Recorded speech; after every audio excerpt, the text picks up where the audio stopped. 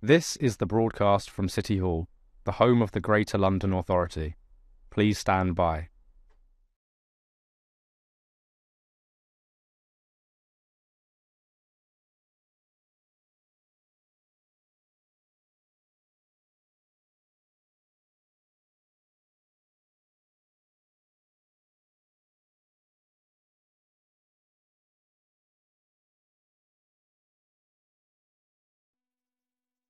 This is the broadcast from City Hall, the home of the Greater London Authority. Please stand by.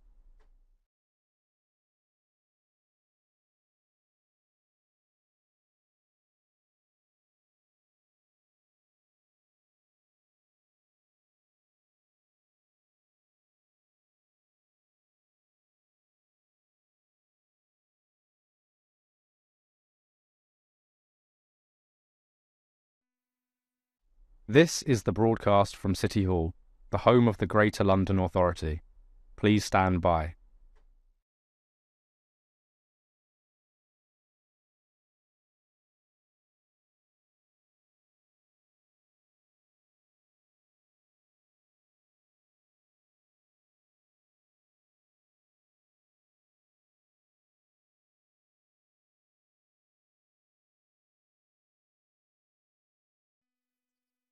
This is the broadcast from City Hall, the home of the Greater London Authority. Please stand by.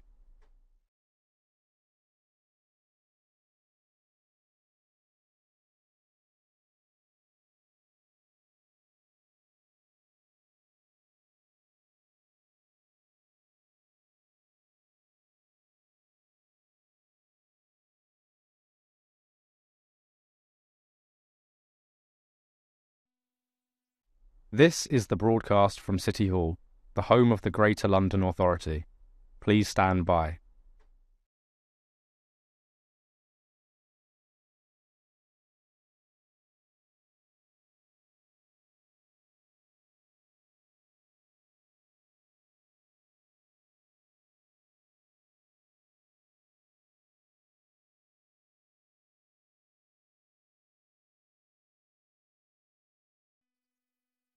This is the broadcast from City Hall, the home of the Greater London Authority. Please stand by.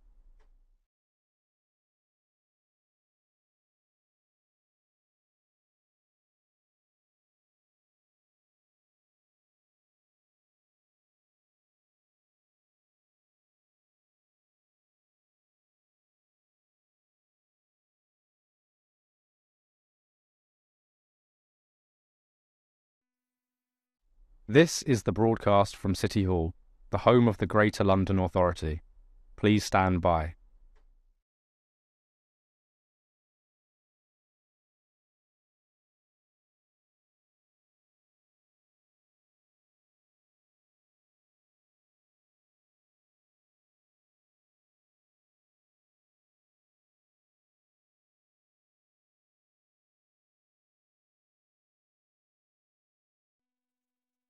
This is the broadcast from City Hall, the home of the Greater London Authority. Please stand by.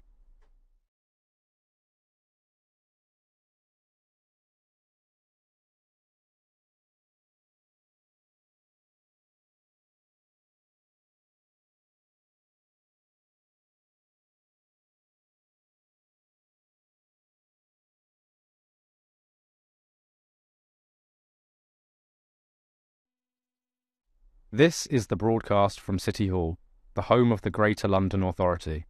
Please stand by.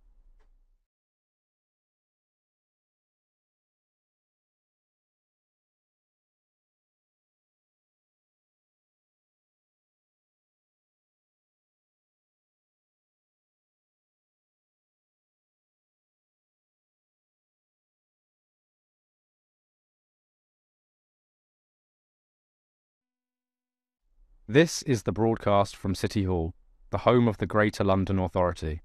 Please stand by.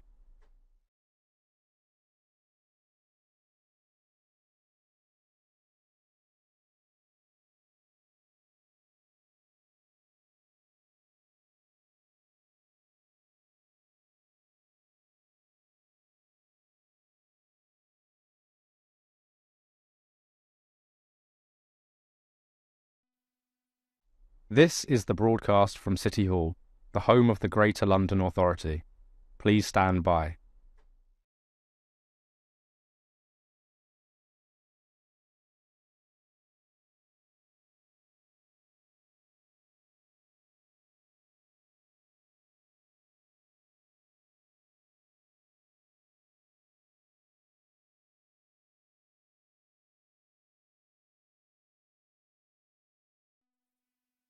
This is the broadcast from City Hall, the home of the Greater London Authority. Please stand by.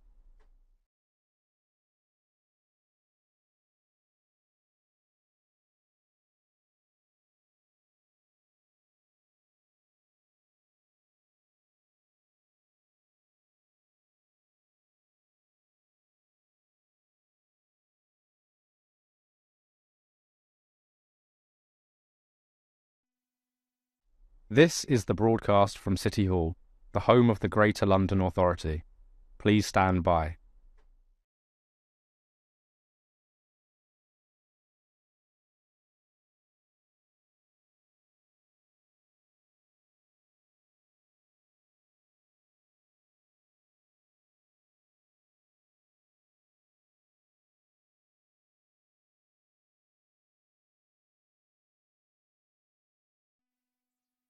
This is the broadcast from City Hall, the home of the Greater London Authority.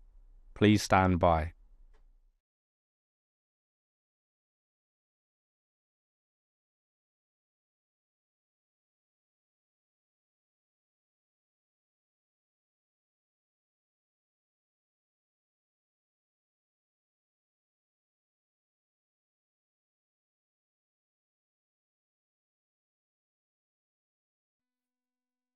This is the broadcast from City Hall, the home of the Greater London Authority. Please stand by.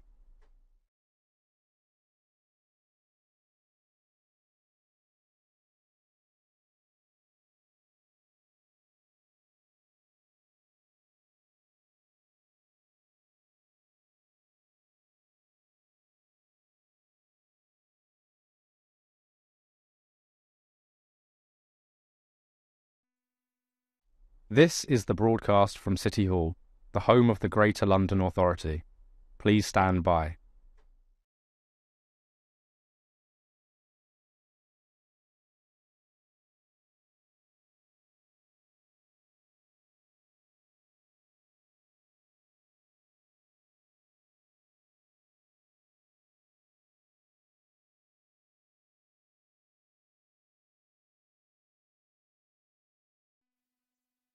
This is the broadcast from City Hall, the home of the Greater London Authority. Please stand by.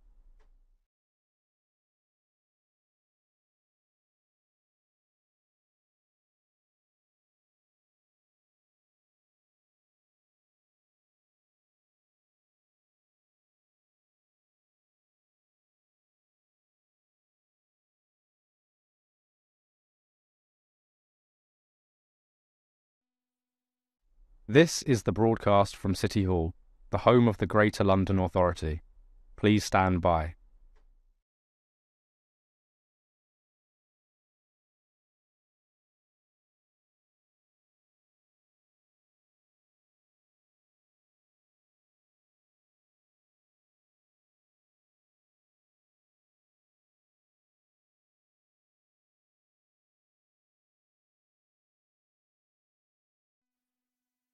This is the broadcast from City Hall, the home of the Greater London Authority. Please stand by.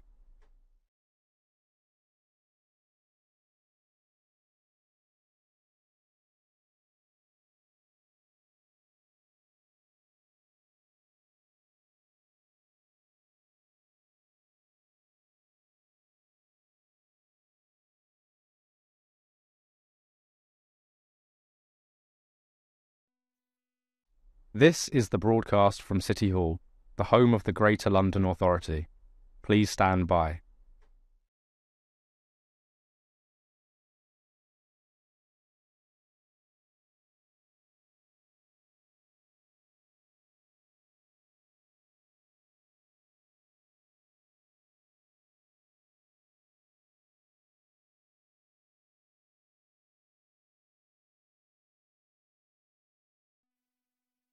This is the broadcast from City Hall, the home of the Greater London Authority. Please stand by.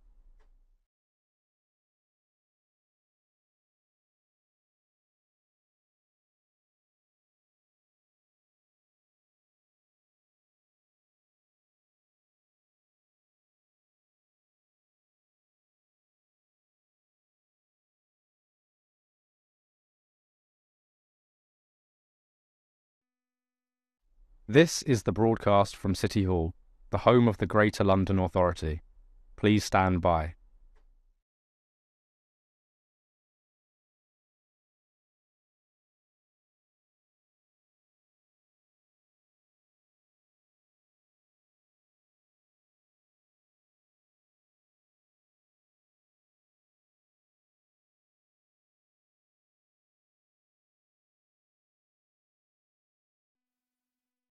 This is the broadcast from City Hall, the home of the Greater London Authority.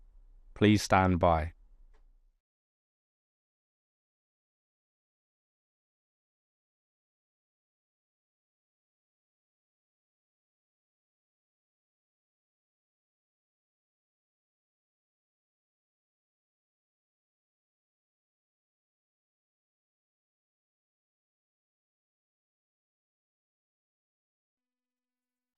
This is the broadcast from City Hall, the home of the Greater London Authority. Please stand by.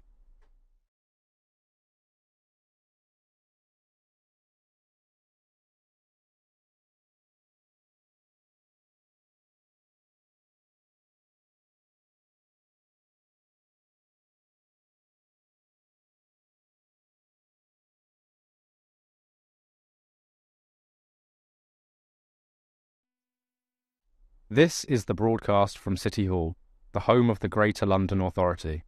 Please stand by.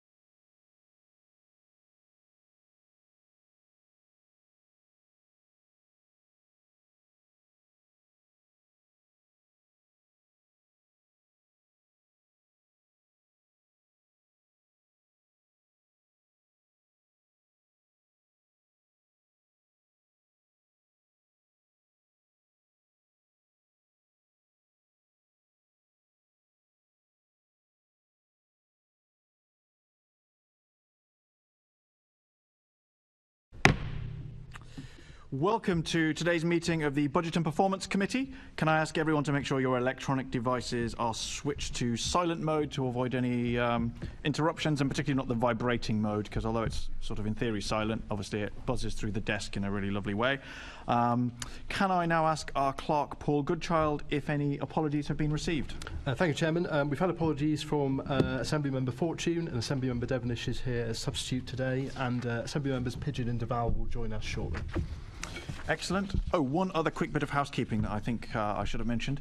So when you're using your microphone, if you could sort of aim the little swan neck bit so it's vaguely towards you, and if you need to pick it up and move it around, the tech people tell me to make sure that we pick it up by the sides and not by the neck, because the neck doesn't really like that sort of thing. So with no further ado, let's go to item 2, declarations of interest. Can I ask the committee to note the recommendations set out at 2 and ask if members have any other interest to declare? Noted. Excellent. Item 3, minutes. Can we confirm the minutes of the meeting held on the 13th of June and 12th of July 2023 to be signed by me as correct records? Yes. Excellent. Item 4, summary list of actions. Can I ask the committee to note the completed and ongoing actions from previous meetings of the committee? Noted. Excellent. Well noted. And we now come to item 5, which is our main item this morning. This is a discussion focusing on the Green Finance Fund and the Mayor's 2024-2025 budget. So we have 3 panels this morning. First excellent panel is already assembled. We'll take a short break, about 10 minutes between the first panel and the second panel, just to allow guests to move in and out, and also to allow a comfort break. So our first panel consists of Heidi Sørensen, who is head of Oslo Climate Agency, who is joining us remotely. Good morning, Heidi. We have Professor McLachlan, who is Professor of Climate and Energy Policy and Director of the Tyndall Manchester University of Manchester. Morning, Professor. We have Enver, who's the Acting Chief Finance Officer and Assistant Deputy Group Finance of Finance and Performance at the GLA. Morning, Enver. We have Catherine Barber, who is Assistant Director of the Environment at the GLA. Morning, Catherine. And we have Luke Webster, who is Assistant Director, Group Treasury and Chief Investment Officer. Morning, Luke. So the first question this morning I'll be asking is to all guests, really. It's a sort of a broad opening question. What does it look like when climate budgeting works well? And in practice, what are the main challenges to be overcome to get there? So why don't we start with Professor McLachlan? Thank you. So I think I should start by saying that I am not a climate budgeting expert, but I have done quite a lot of work around how local authorities and cities accelerate climate action. So I would say that climate budgeting is part of what transforming your practice to deliver on climate change looks like. And what's exciting about doing it at that level is that you're allocating it with you're aligning it with a very powerful part of how you do your business. So I think, the key thing is that it has to also have other elements. So it can't be what it looks like is that bit has to be working well, and you have to be learning from other places as you're clearly doing. But it also has to come with other supporting features, so you need to embed it across all practice. And some of the work that we have been doing with the GLA is around developing a climate inequalities tool to embed this through all programme development. But that fits really well, it dovetails really well with climate budgeting. So the only other point I'll make is I think others are better qualified to speak to this broad opening question, but is around measurement. So one of the things that we've touched upon is around Scope 3 measurement in some of the discussions I had ahead of the session, and how that actually becomes quite a challenging area to measure. And I don't know if you're going to come on to that later. If you are, I'll pause there. But I think that is something as you roll it out beyond where you're focused now on Scope 1 and 2, that becomes a more pressing issue. Okay, thank you, Carly. If I could ask Heidi next, and I know some of my colleagues have more detailed questions about sort of the practical experience you've had in Oslo, but just in broad terms, again, what does climate budgeting look like when it works well, and what are the main obstacles that you have to overcome to get there? When climate budgeting is working well, it's basically mainstreamed and it's embedded in your ordinary budgetary process. I think that is key. It's not like it's moving actually from targets and actions plans to continuous work with climate. And of course, when it works well, the emissions go down.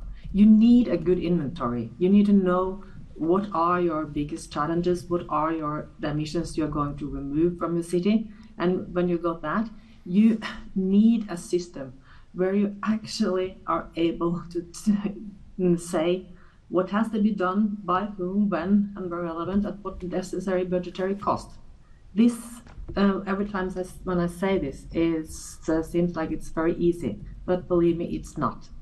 In my previous positions as a Member of Parliament and Vice Minister of Environment, I have been part of putting forward a lot of climate action plans. And you kind of threw them out in the society and looks what actually will happen. Climate budgeting is different because it is a continuous process. In our city, the responsible entities has to report 3 times a year on progress on their measures. That makes us able to continuous work with climate issues so we can ensure that the emission actually goes down. Okay, thank you very much, Heidi. I know we'll be returning in some detail to what the practical experience in Oslo. So if I could turn to Enver, so from the London perspective where we're wrestling with this, what do you think it looks like when it works well, and what are the challenges to get there? Well, I think good morning to the Assembly. The previous 2 speakers are experts from their own fields in this, and all I'd say is to echo that climate budgeting looks successful when it's adopted in all parts of the organisation as business as usual, and in all organisations, for example, in the GLA group, that partake in it, so that it's integrated into the mainstream financial and budget process, it's integrated into the performance monitoring, it's integrated into all the decisions that are being made. And success is when you start seeing emissions come down. Emissions don't come down immediately, but at least you know what your starting point is, who's doing what, as Heidi said, what projects we have. We have a pipeline, we have an inventory. We recognise that, in London we've only done it 1 year. We started small, we're expanding in this year, which I can come on to later. But we've got a trajectory of how we're taking this forward, and we're bringing people with us. Some of the difficulties are getting that consistency in measurement, winning skeptics over, people that say I'm not doing it unless you give me money for it, whereas actually it should just form part of your decision. If you're replacing an old asset with a new asset, you should just be thinking in that way. The equalities tool will help with that. So that's where I think the success is that, are we actually now doing it, or is it a project on its side? It's not a project on its side. I think we've done quite well in our first 18 months at integrating it.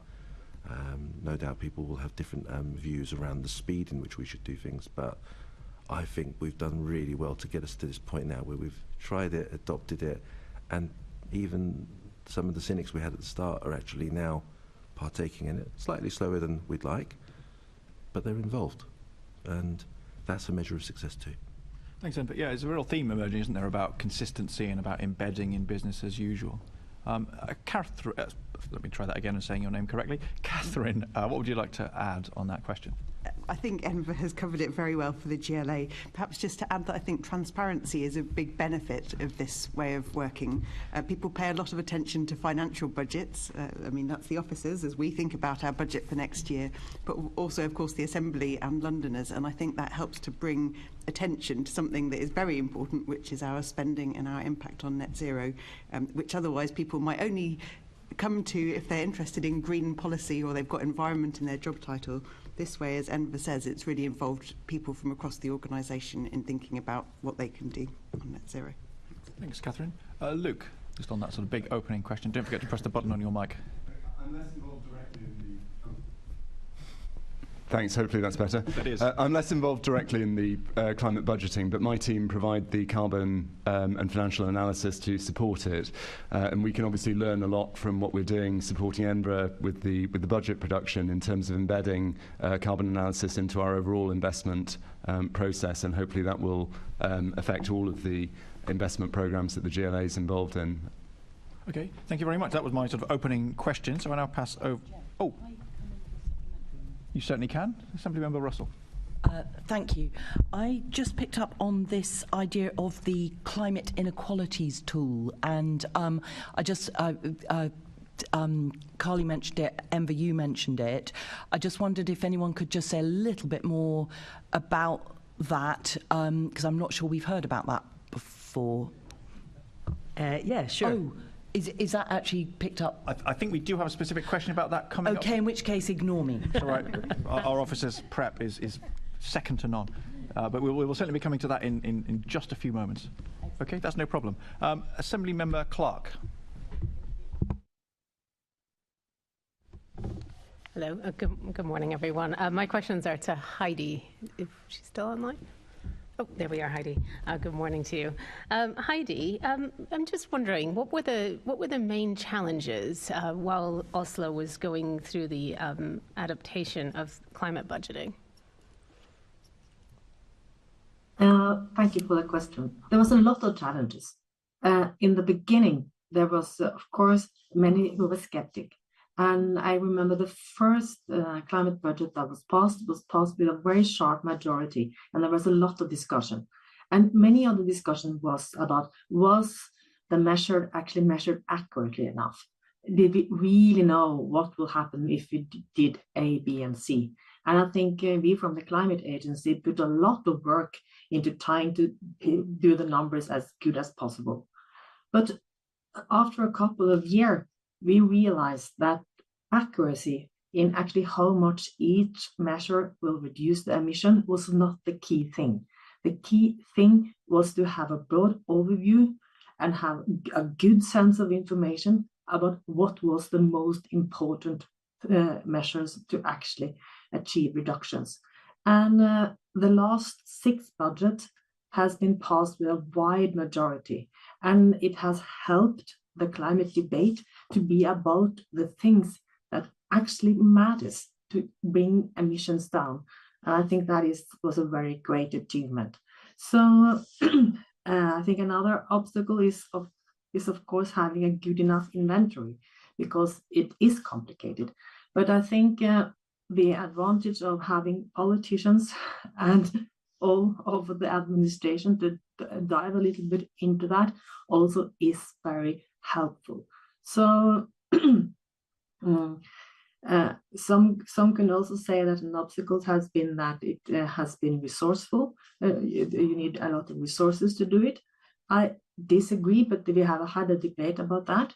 So far, I think the mainstreaming of it and making ordinary the people who is working with the water do their part and also do the climate part, and us being a small agency helping the other agency to integrate climate in their ordinary work and embedding the climate work in the ordinary decision-making process, I think is the key. And when we fully understand that that was the point, and that the climate budget was not one thing we did once a year, but a continuous process, I think everything has moved better from that on. Thank you for that. It's really interesting what you say about having ordinary people, ordinary decisions being made with climate in mind, because I think you're absolutely right. That's key. I'm just wondering, so you also said that when you were talking about measurements, you said that there were some changes to what was important to measure. What ended up being important to measure? The biggest measures, the biggest thing in the budget was, of course, but still today we are not able to be accurate. On last year, we anticipated that the reduction of the climate emissions for the total of Oslo will go down by 27% from 2009 to 2022. We missed with 3%, and the emission actually went down with 30%. So, but that is not important. The important is that we have accelerated the development in the right direction.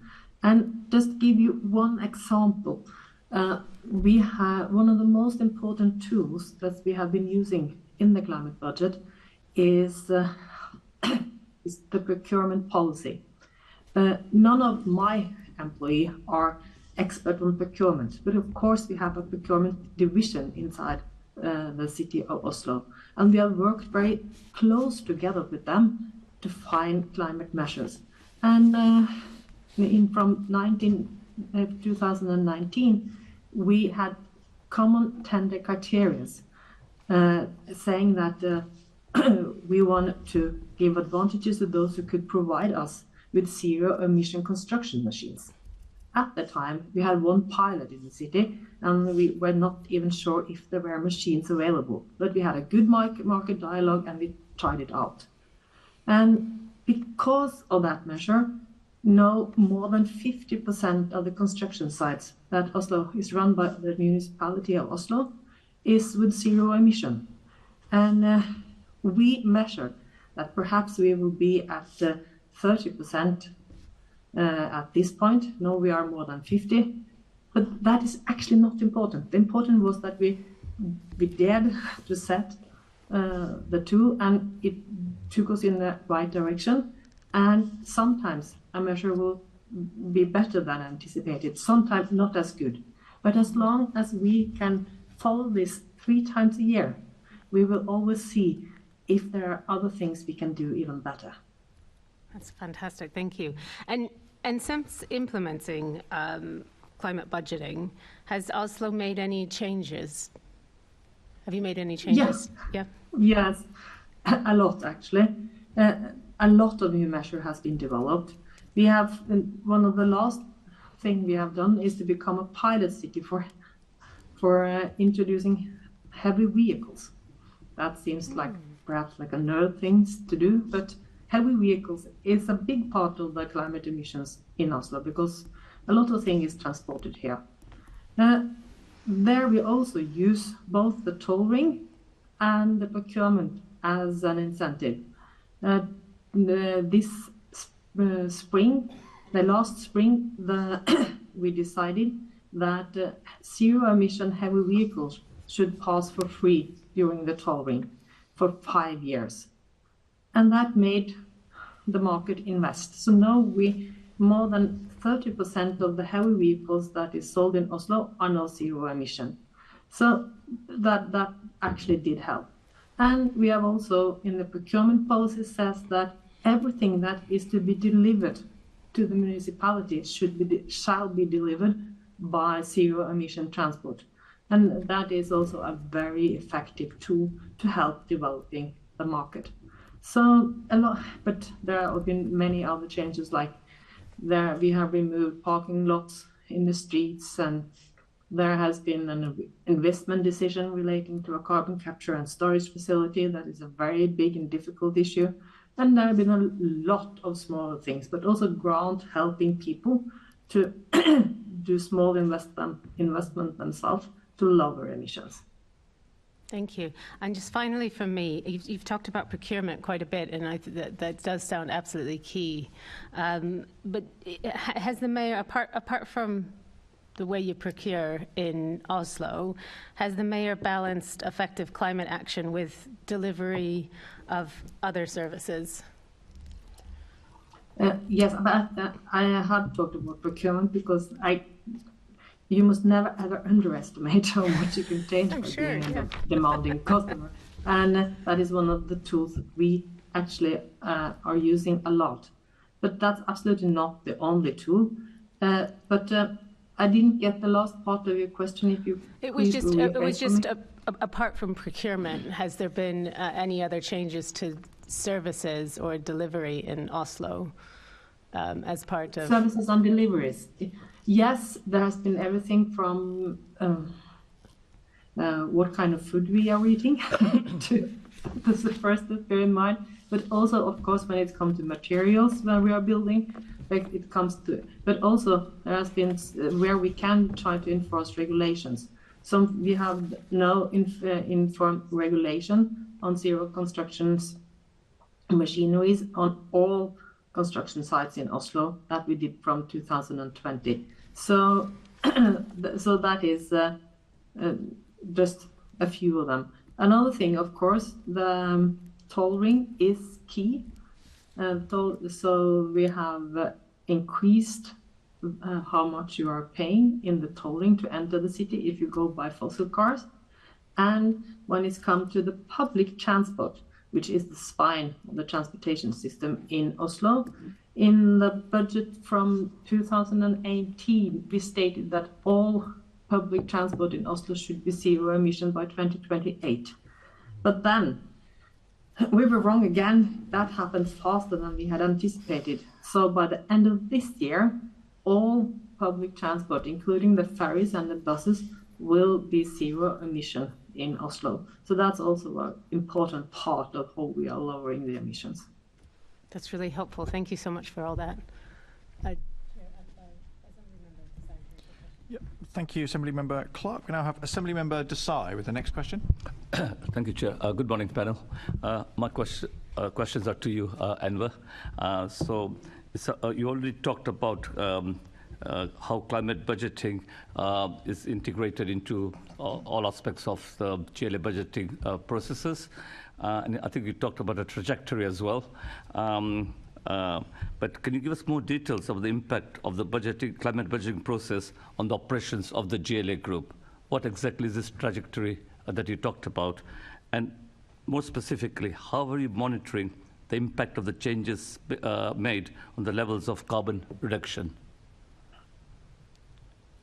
Good morning, Assemblymember Desai.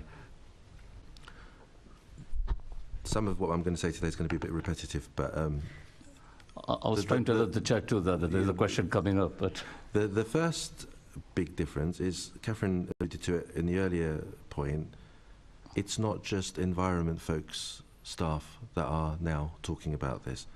What climate budgeting did is it brought the finance family into this. So, as you know, in terms of usually decisions to spend have to go through the relevant finance teams.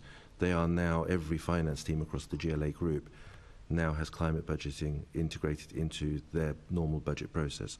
The Mayor's budget guidance last year included it. This year it's gone further. In terms of trajectory, we agreed that the starting point for capturing what the CO2 emissions were was 2015-16. For each part of the GLA group, we mapped out where they'd got to at the beginning of last year's budget process. And then we said, in terms of trajectory, if it continued based on what they've got in their budgets, what would that trajectory be? And if we also funded everything, which at the moment we can't, but if we did, where would it go?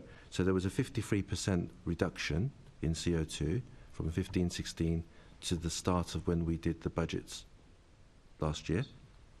And then if we continued with, across the group, with the investment at the time that the various parts of the organisations have said that we need to put the money in and what they've included in their budgets, it would have brought the emissions down to 85% by 2030.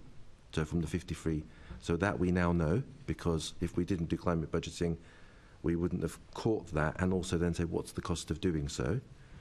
If we then manage to get the funding for the other bits, that trajectory goes to 96% rather than 85%.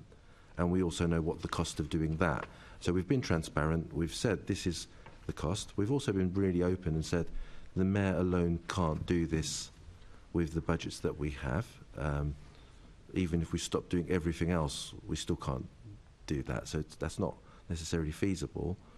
But there are other sources of funds that we should be exploring, which we are exploring. But I guess we'll save that for another question. I think I've answered it, but please come back if I've missed. I think you have, yeah. Yeah. Thank you. Did you have another question? Somebody remember to say? No. Good. Okay. Well, not good, but you know. Noted. Did you have a supplementary question on that, Assemblymember Russell, or if not, I can move on to Assemblymember Devonish's question later. Excellent. Okay. In that case, Assemblymember Devonish. Thank you, and it's delightful to be on this committee as I'm on the Environment Committee. Good morning, everybody. Starting with Enver, how is the climate budgeting framework being used to guide decision-making for the 24-25 budget regarding carbon reduction and the pursuit of net zero targets by 2030, please? Good morning, Assemblymember Devenish. The budget guidance pretty much sets out what we expect when the functional bodies submit their submissions. They send in their budget submissions, and they have to, we have two tables. They have to set out in the first table what they've already assumed, so that's on their own accord. But there's a second table that says this is what else we want, and this is currently unfunded. Usually in that first part of the budget round, until we get the government settlement figures and stuff, we don't actually know if we've got spare money. So at that point it's mainly for information, it's for transparency. But it helps to update the pipeline of things that we're aware of, and it enables us, both the finance and the environment teams, to question each of those items that are unfunded. Are they truly green in what they're proposing, or is it a way to sort of circumvent to try and get money? So there's criteria around, is there any fossil fuel involved in any of this, or is it actually energy efficient? Is there a CO2 reduction? How long will that CO2 reduction take?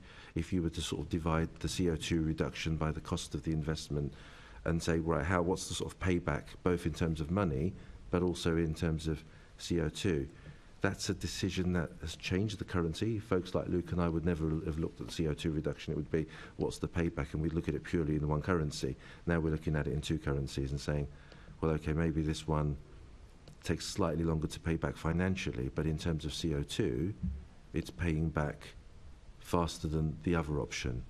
So then you have to put that into what the policy is of the organisation. If you have an organisation that, as we have, that is aiming for net zero by 2030, that CO2 reduction plays a significant part in the decision making.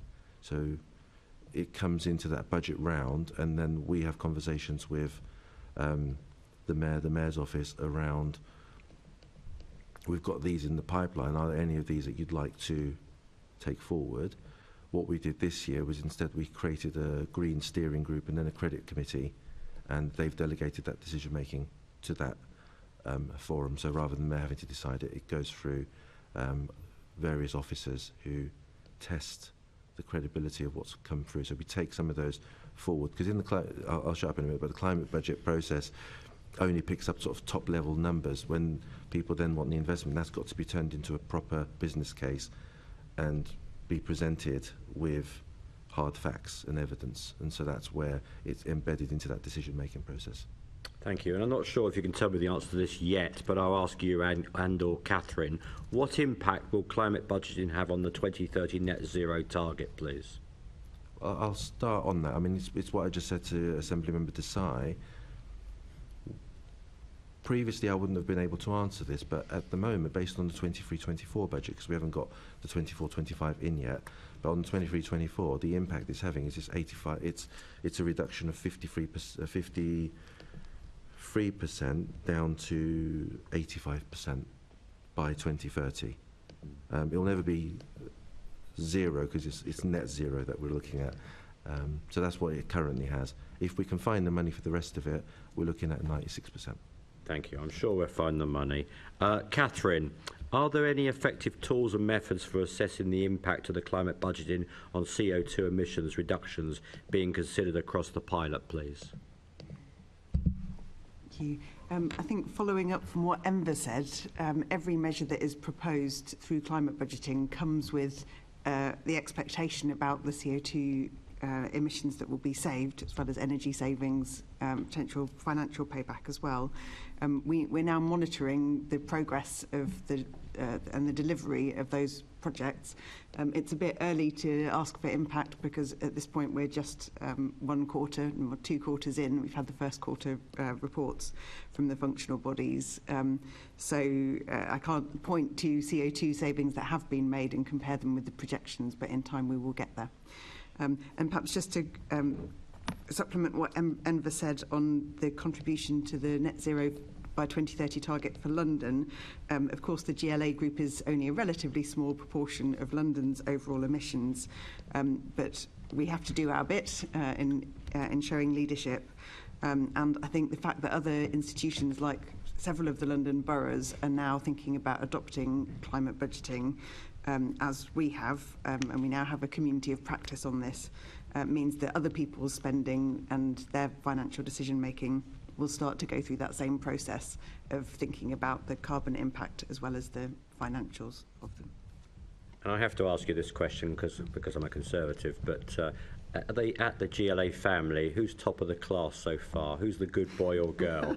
I won't ask you who's bottom of the class. Enver, got a view? I think it's because they're different sizes at the starting point. I mean, you could say the same thing, we're comparing London to Oslo, but on the graph, the one with the steepest drop... Sorry, you couldn't just pop your mic. Oh, I'm so sorry. Sorry, I'll start again. I was saying, if you were comparing, for example, London to Oslo, there's lots of differences because of the size and demographic of one city to another. It's the same with our functional bodies. It's always, you never want to pick one of your kids over the other, but if I was... But if I was to you can go to the Foreign Office next. You're a great diplomat. Yeah, I've been there. So I think the one with the steepest drop is TfL from the 2015 to the start of where we are, and actually, it's still TfL. If I'm looking at the trajectories, who's got the graph that goes nearest to that 0.0? It's still TfL. So, just illustratively speaking, TfL really helps get us there. Right, he'll be in their good books. Enver, what specific tools will the GLA use to measure the CO2 reductions resulting from climate actions categorised as, and I quote, enabling measures, unquote, especially those without specific estimated reductions associated with them, please?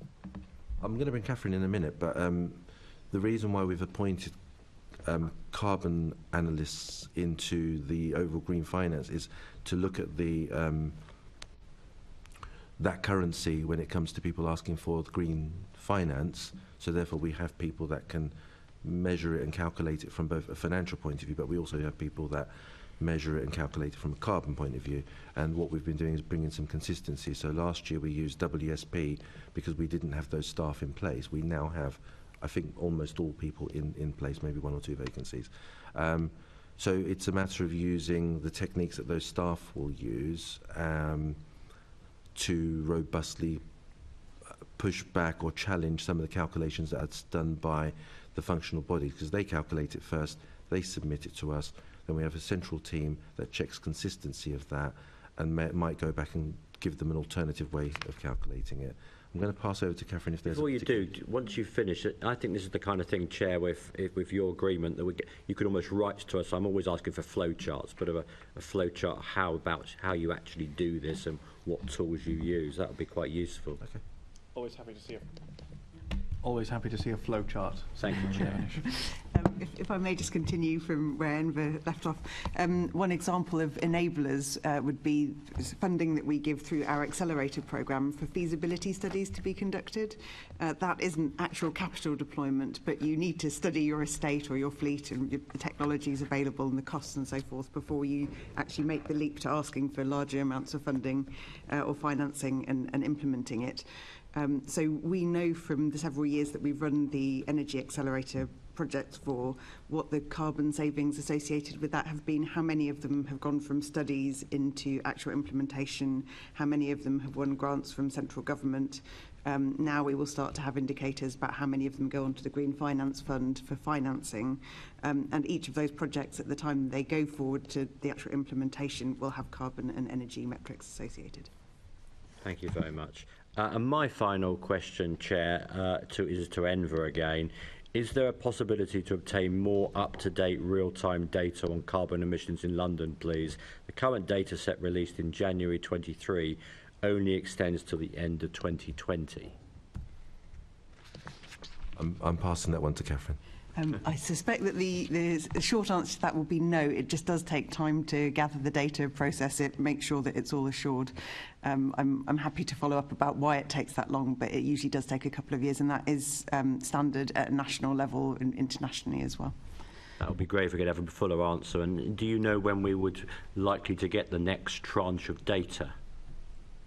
So it comes out usually on an annual basis. So, yeah. Thank you, Happy Chair. to follow up with a date. Thank you very much, Chair. Over to you. Thank you, Assemblymember Devenish. Assemblymember Russell had some follow-up questions on that. Yes, just on the point about effective tools and methods for assessing, and I'm going back to that climate inequalities tool that got tantalisingly mentioned at the beginning. I'd like to hear really from both Carly and Enver, who both mentioned it at the beginning, and just to hear a bit about how that works as a tool for measuring impact. Or whether that's what it does. Great, okay, thanks. So it's the climate and equalities tool, so it's not addressing climate inequalities, which would be a whole other thing that we could consider.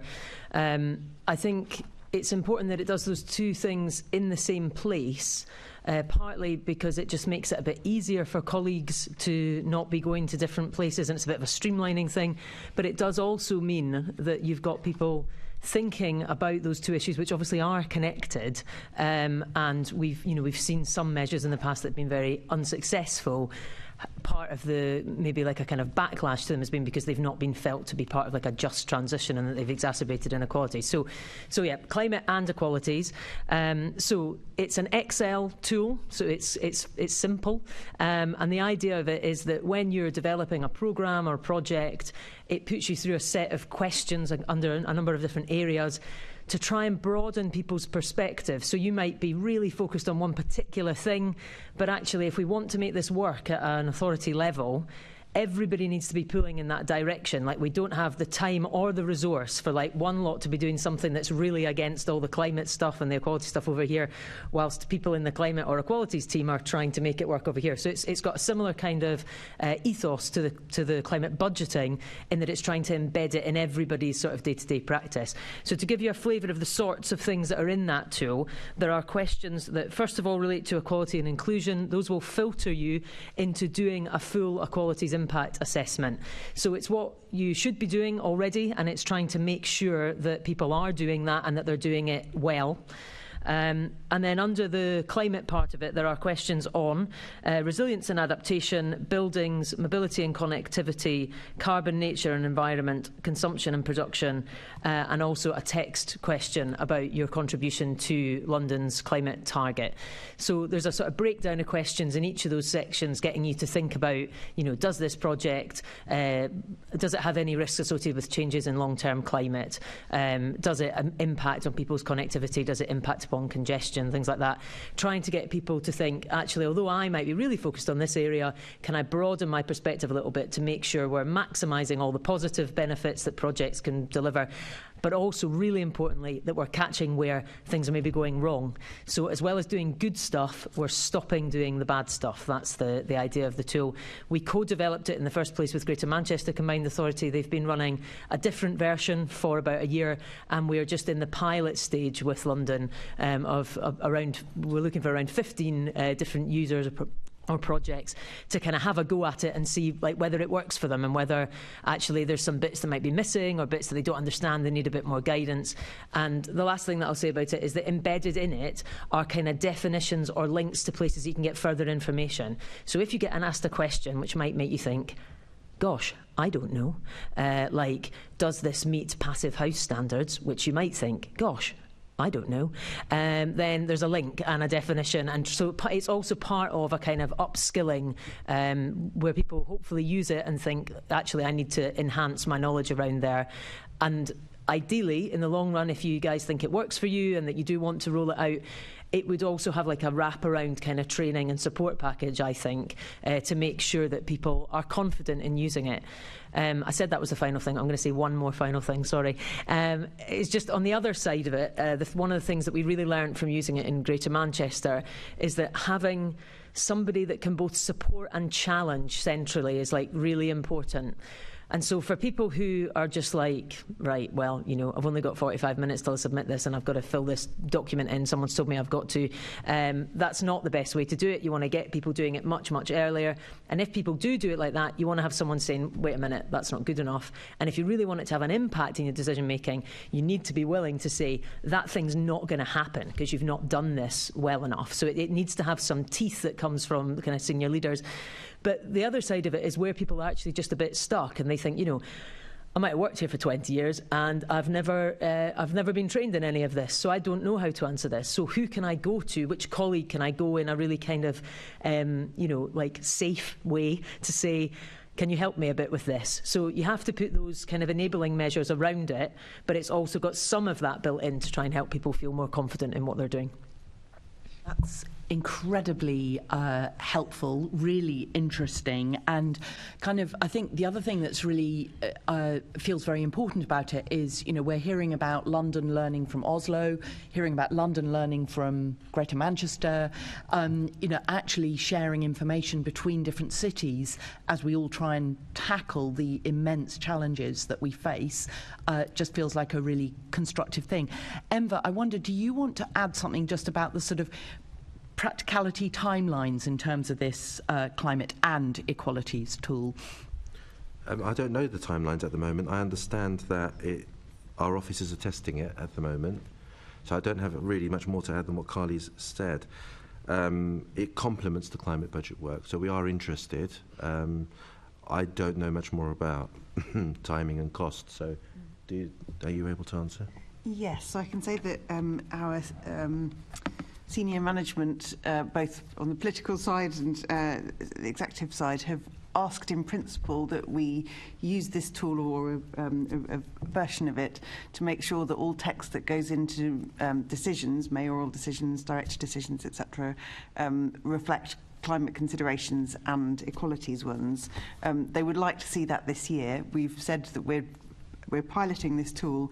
We've not leapt to rolling it out across everybody in the GLA and all decisions straight away, because we want to be sure that it works and if necessary make some adjustments. But that's our aim, is assuming it works and with a few tweaks if necessary, we'd then be putting that into the standard decision making process. Thank you very much. That's really it's just so good to hear that connection between equalities and climate is being integrated in such a kind of considered way. So thank you, Chair. Thank you, Assembly-Member Russell. Actually, just while we're on this question of tools, before we move on, I just wanted to quickly ask, we've covered quite a few. I don't know whether Carly or Heidi, whether there are other tools that are out there that we should know about, that you might want to sort of signpost us towards. I'm seeing thoughtful faces, so I don't know if that's... Heidi, was there anything that you're sort of specific tools you have that we ought to know about?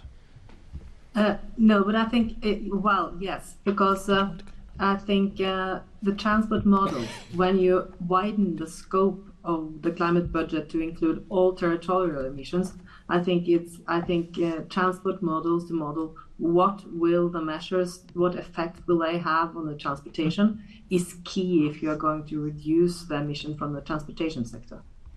Okay, thank you, Heidi. I don't know if you had it. Was there anything else that's out there that we don't know about that you think we ought to know about?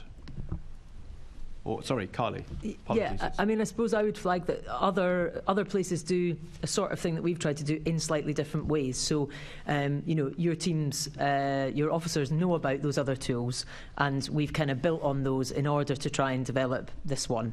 I think, there's no shortage of researchers in particular making tools to try and help people with climate change action.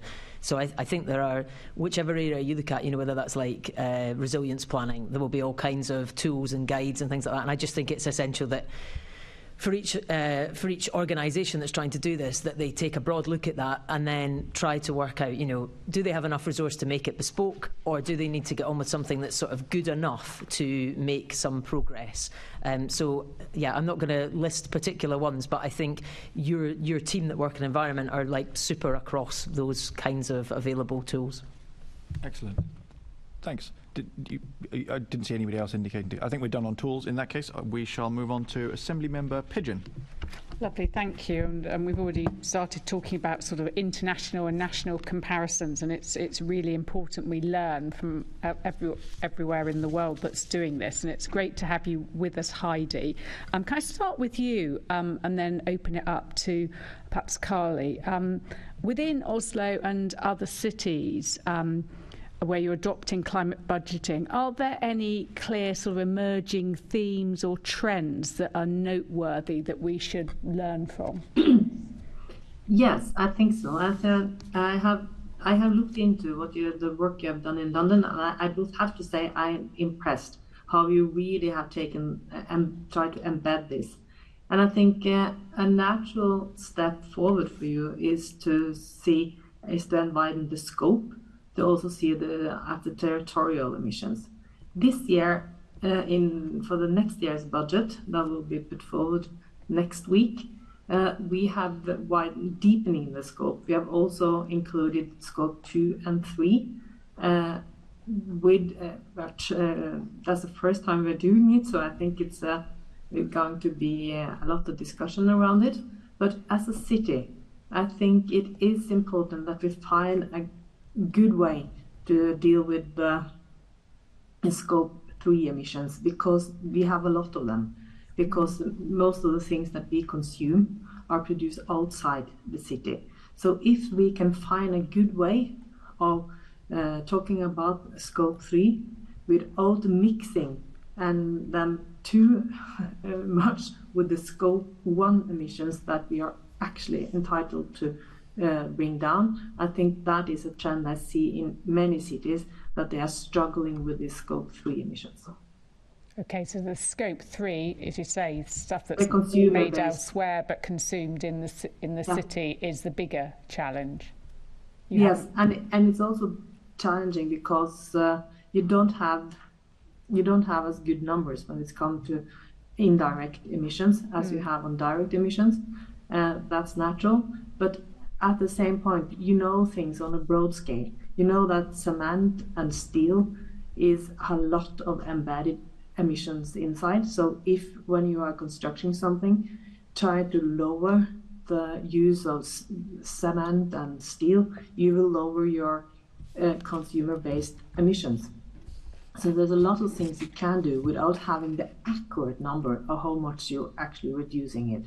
So, but getting your head around scope 3, I think, is a debate we will have going, since we are now, of course, hopefully soon we'll be seeing the end of the direct emissions.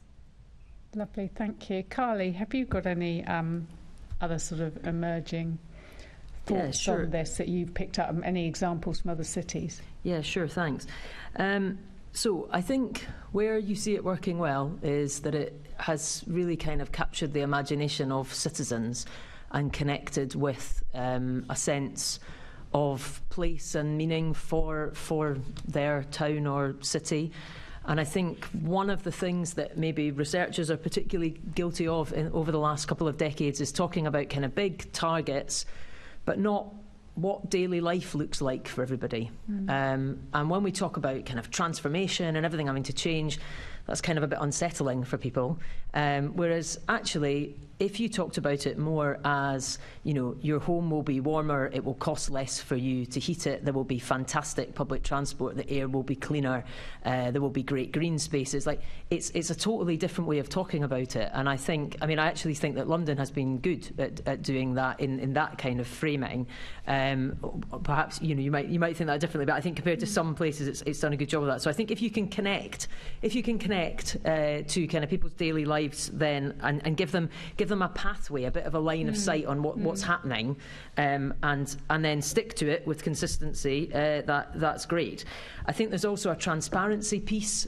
People have set really demanding targets across the UK, across the world, without a pathway to meeting them. And for some of those, they are very close to being breached already. So if you've gone for a carbon budget target, so a total amount of carbon that can be emitted rather than a date for net zero, which is much more scientifically robust because that is what climate change relates to, the total amount of carbon, not the date that you get to zero. But that means you might soon be using up that total amount of carbon that you have set your target for. So I think organisations have to get ahead of communicating with their stakeholders about why that's happened and what they're going to do about it. So this kind of sense of having like a pipeline of these are the things we're doing, these are the things we'd like to do, we don't yet know how to do them or how to fund them. I think that's a sound framing to kind of be transparent, because you've got people who will expect you to meet the target that you set, and if you're not going to meet that, then what does that do to kind of confidence in your commitment to it? where you can get cross-party agreement is super helpful. And the last thing that I'll say is, where you're in a financial position to give carrots, that's fantastic to get the right kind of behaviour. So if you can get rid of tolls for low emissions vehicles, for example, as Heidi's mentioned, that's great as part of the package. I think there's also a conversation to be had about the kind of political will to do the stick side of things. So things like workplace parking levies, where you actually, they can be really effective. They then generate cash for the stuff that you say you want to do, and you're basically looking out at your authority, your area, saying, there's some stuff we don't want to happen anymore, and we're going to be clear about that. We actually don't want you to drive your vehicle into a city centre, so we're going to stop subsidising that below the level of public transport, or effectively that being subsidised by your employer to below the level of public transport. So we're going to put that charge onto organisations. It's a pretty bold thing to do, and I know lots of local authorities are talking about it. Not many have quite managed to get over the line to do it, because there's challenges when it's about stopping people doing things. But I think if you can make a package of the carrots and the sticks, then that can be super effective. And are there any cities, you particularly talk about connecting with citizens, which I think is really interesting, but are there any cities that are good examples of this? Of all the things that I've said, or the connecting with citizens particularly, but if there are any other we should be looking at? I think I'd have to reflect on that to give you a good example, because it's always difficult, isn't it, from outside the city. I would look at Oslo and think, surely people are incredibly proud to be from Oslo with all of the amazing things it does on climate action and how low its emissions are. But what tends to happen in the pockets once you actually live in a place is there's things people are unhappy about. So I think, I could have a look at that for you for sure, but I don't, not from the top of my head. Okay, and Heidi, you wanted to come back on this? Yes, please, because I wanted to support the point of that climate action actually is about creating a better city and a better quality of life for everyone. And I think it's important what you say, that we have to be aware of that and communicate that. We do a survey every year asking the people whether they think the climate measures has made the city better or not. And so far, the more than 2/3 of the population of Oslo, also those who are not so engaged in climate issue, says that Oslo has become a better city over the last 10 years. And I think that's important. And it's important to communicate that we are not out here to have people sacrificing out. There's been too much debate about that. Many climate measures is about making the city better for all. Yeah. No, absolutely. So that's really interesting point, and it is almost it can be very high level, this conversation, but it's making it mean something to the residents. Perhaps, Carly, is there anything else you think the GLA could learn from other examples on maximising the impact of climate budgeting, but with limited resources? Is there any example you could give us off the top of your head, or if not, maybe in writing after? Yeah, thanks. So I think my research is not directly on climate budgeting. It is on accelerating climate action more broadly. So I think actually it might be that Heidi would be better placed to do that, or the C40 contact that you originally had on your list for really maximising the effectiveness of that. Like most academics, I could ramble on about what I think, but it wouldn't actually be the best value for you. So I think probably directing you to other places for that. Yeah, Heidi, is there anything you could add on that, or? I think it's important to learn from other cities, and please, London is a member of C40, and I think you're a proud member of it as well. And use those resources they have as much as possible, because they will be the one who will be best to have examples from all over from various cities. Okay. Lovely. We'll pick that up with C40 then outside of this. Carly, can I just come to you thinking sort of beyond sort of the 2030 target, what approaches exist to address and tackle residual carbon emissions?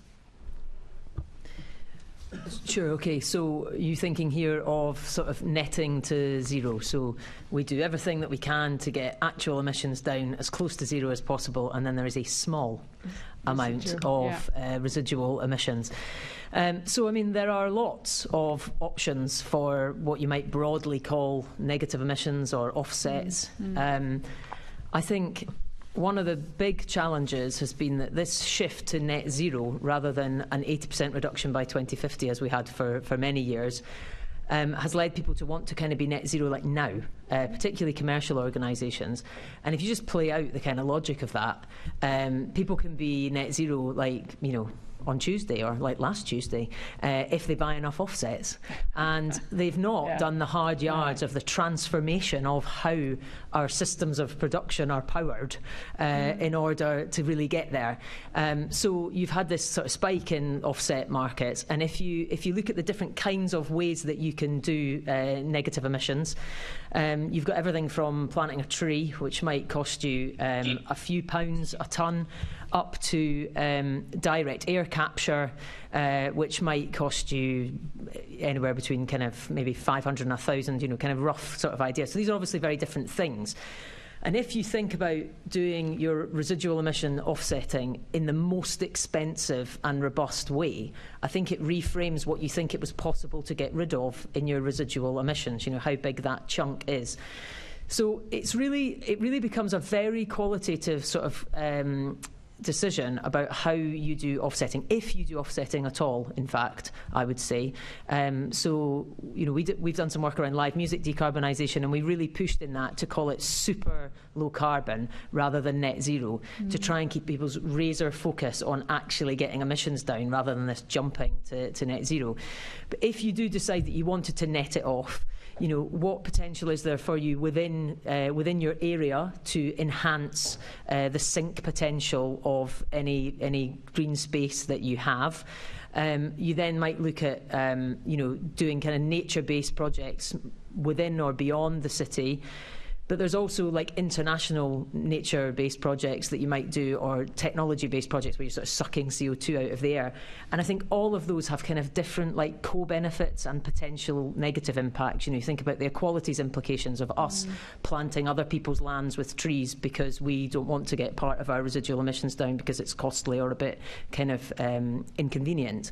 So I think at that point you have to really think through, like, what do we want? If we're going to spend this money on behalf of Londoners on offsetting, what do we want that to do, and how do we maximise the co-benefits of that on things that Londoners think are important? So it's quite a complex question, I think, but you really have to get into what you're buying, and don't go to like a broker that sells you the cheapest stuff and says, yeah, I mean, you know, you may as well have masses of residual emissions because we could offset it for this, you know, because it doesn't fall in line with the kind of commitments you've made. It would get completely picked apart in the press and by campaigners.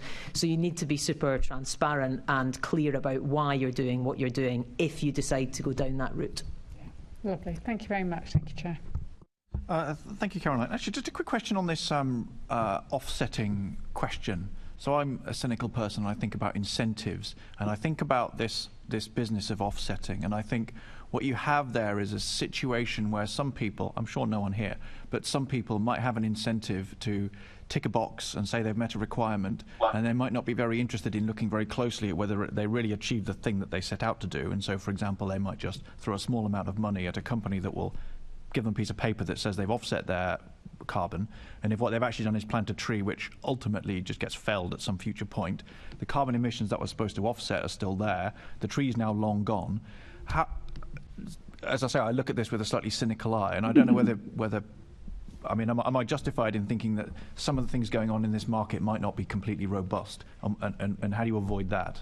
So I think what you have just articulated is one of the key arguments of why there are many people who are sceptical about offsetting, and particularly that temporal element, that you do something now, short-term carbon emission release that lasts for over 100 years, and you hope that something else will stay for a long time, you know, and survive political change, climate change, natural disasters, you know, all, and the temporal nature of that is problematic.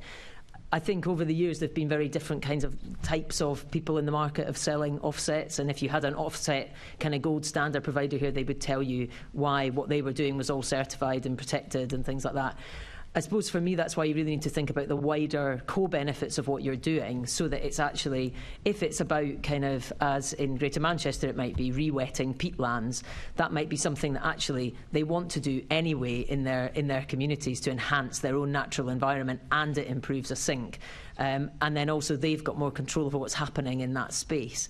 So I think you just have to think those parts through. But for sure there are many people that are cynical, and there have been a lot of very high profile examples of projects failing, and then you're in this position where you've made the emissions and you aren't actually having that negative counterbalance. Yeah, in fact you just hinted at another way in which it goes wrong, which is where you bring things forward. So I remember seeing perhaps some time ago where you're paying money to get other people to upgrade installation on a building or to replace lighting with low emissions lighting, which probably would have happened anyway, and certainly long short of a century. So is there a sort of a systematic way of avoiding those sort of, let's call them pitfalls? You know, is there a way of doing offsetting that really is Do you want to do? Or so I think there are standards in the industry. I think there are also still people that are sceptical of those standards. So you need to really get stuck into it and be confident. Yeah. Thank you. I see, Heidi, you've got your hand up. Sorry, did you? Yes, thank you. I think you went through the argument for the position of Oslo that is not, that we do not use offsetting at all, because there are very, very big job to go into it. And I think that will be very resourceful, and it will be thought very well through by a local government if we actually are going to receive targets that way. But we are able to capture carbon from the atmosphere when we are building a carbon capture and storage facility. Then half of the carbon that will be captured in that facility will be from not fossil sources, and they will then give us some negative emissions. So that is a way to deal with that. But I think it's very important that we form policies around the negative emissions. So, because I think it's a big issue coming up in the next 5 or 10 years. Thank you, Heidi. That's very useful. Oh, you certainly can, yes. Thank you. So yeah, I just want to make sure that I'm not coming across as being kind of anti these sort of nature-based projects. So I think sometimes my position on offsetting puts me in conflict with my natural environment colleagues. Like, we absolutely need to enhance the quality of our natural environment. The question is whether you do that by saying it's okay to not cut quite a lot of emissions. So we need to have ways to fund those projects and improve our natural environment, in my opinion, not directly connecting it with inaction on emissions.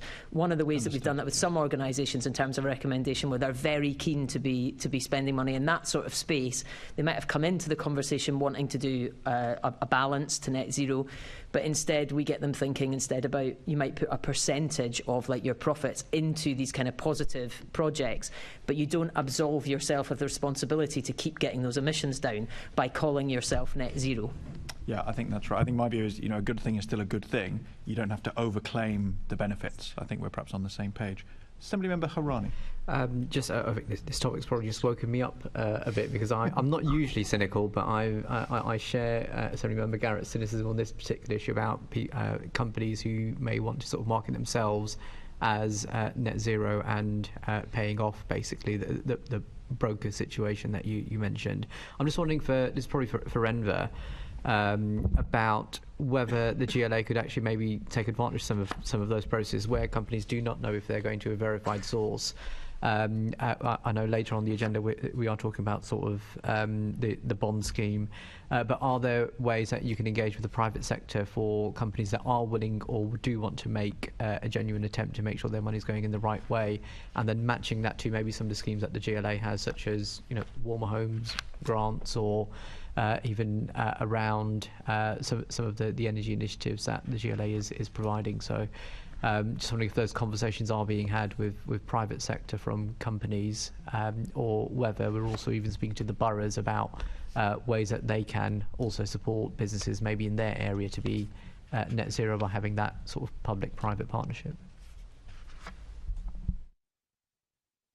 Yes, I think in order to attract investment or people looking to us to want to offset, we'd have to provide a very high sort of credibility. We'd have to have the gold standard certificates ourselves. We're not yet in a position to do that. But of course, as we're developing the Green Finance Fund and we're coming up with the Green Finance Framework, which is now going through a review, we will get better and better at demonstrating the impact of the investments that we're making, which would then potentially in future lead us to have those conversations with companies or others wanting to offset. But I think that's a few steps away from where we are now as we're kind of getting our own basic Green Finance Fund in order before we go asking other people for their offsetting money. But just so I'm clear, it is something that you are, it's an ambition, or? I think it's a possibility that we go down that route. So not an ambition, possibility.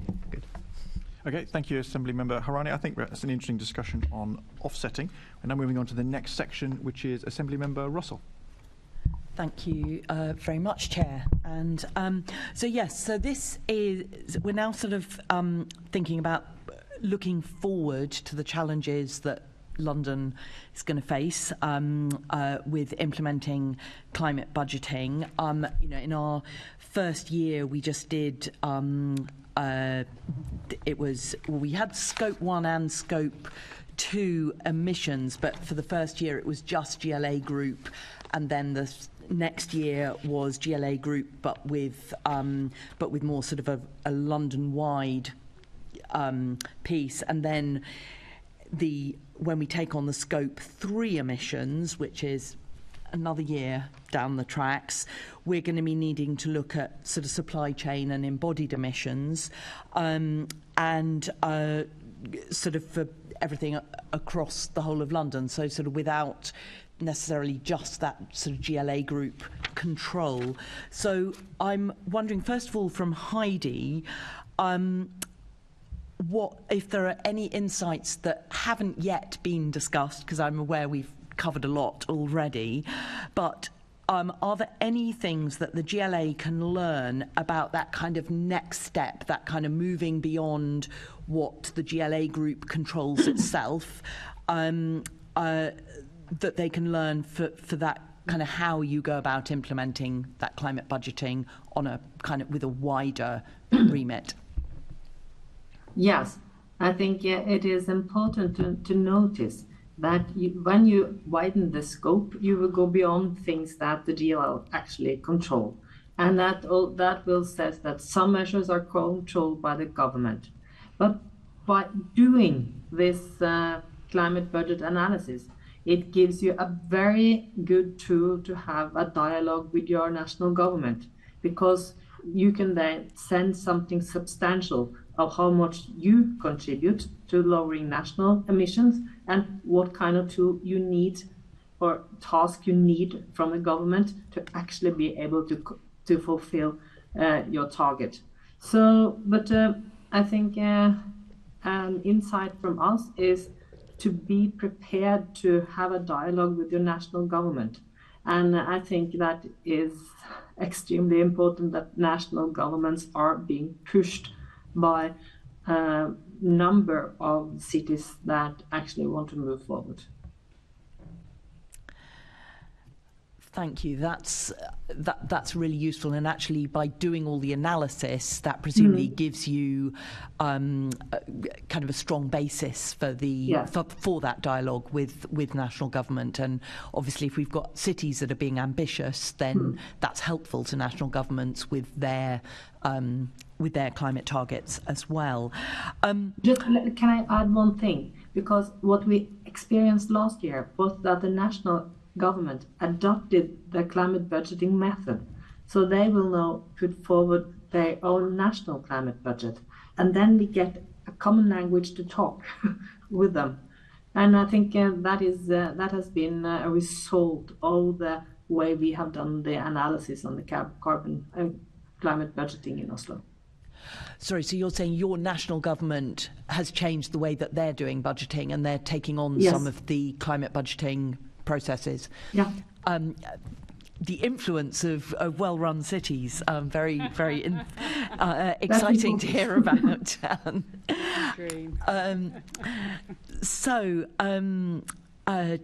Carly, if I can come to you, what prerequisites do you think should be established to ensure that the GLA is well prepared to effectively measure and respond to the kind of taking on Scope 3 emissions within a climate budgeting process? That will be year 2025, 26 and forward from there.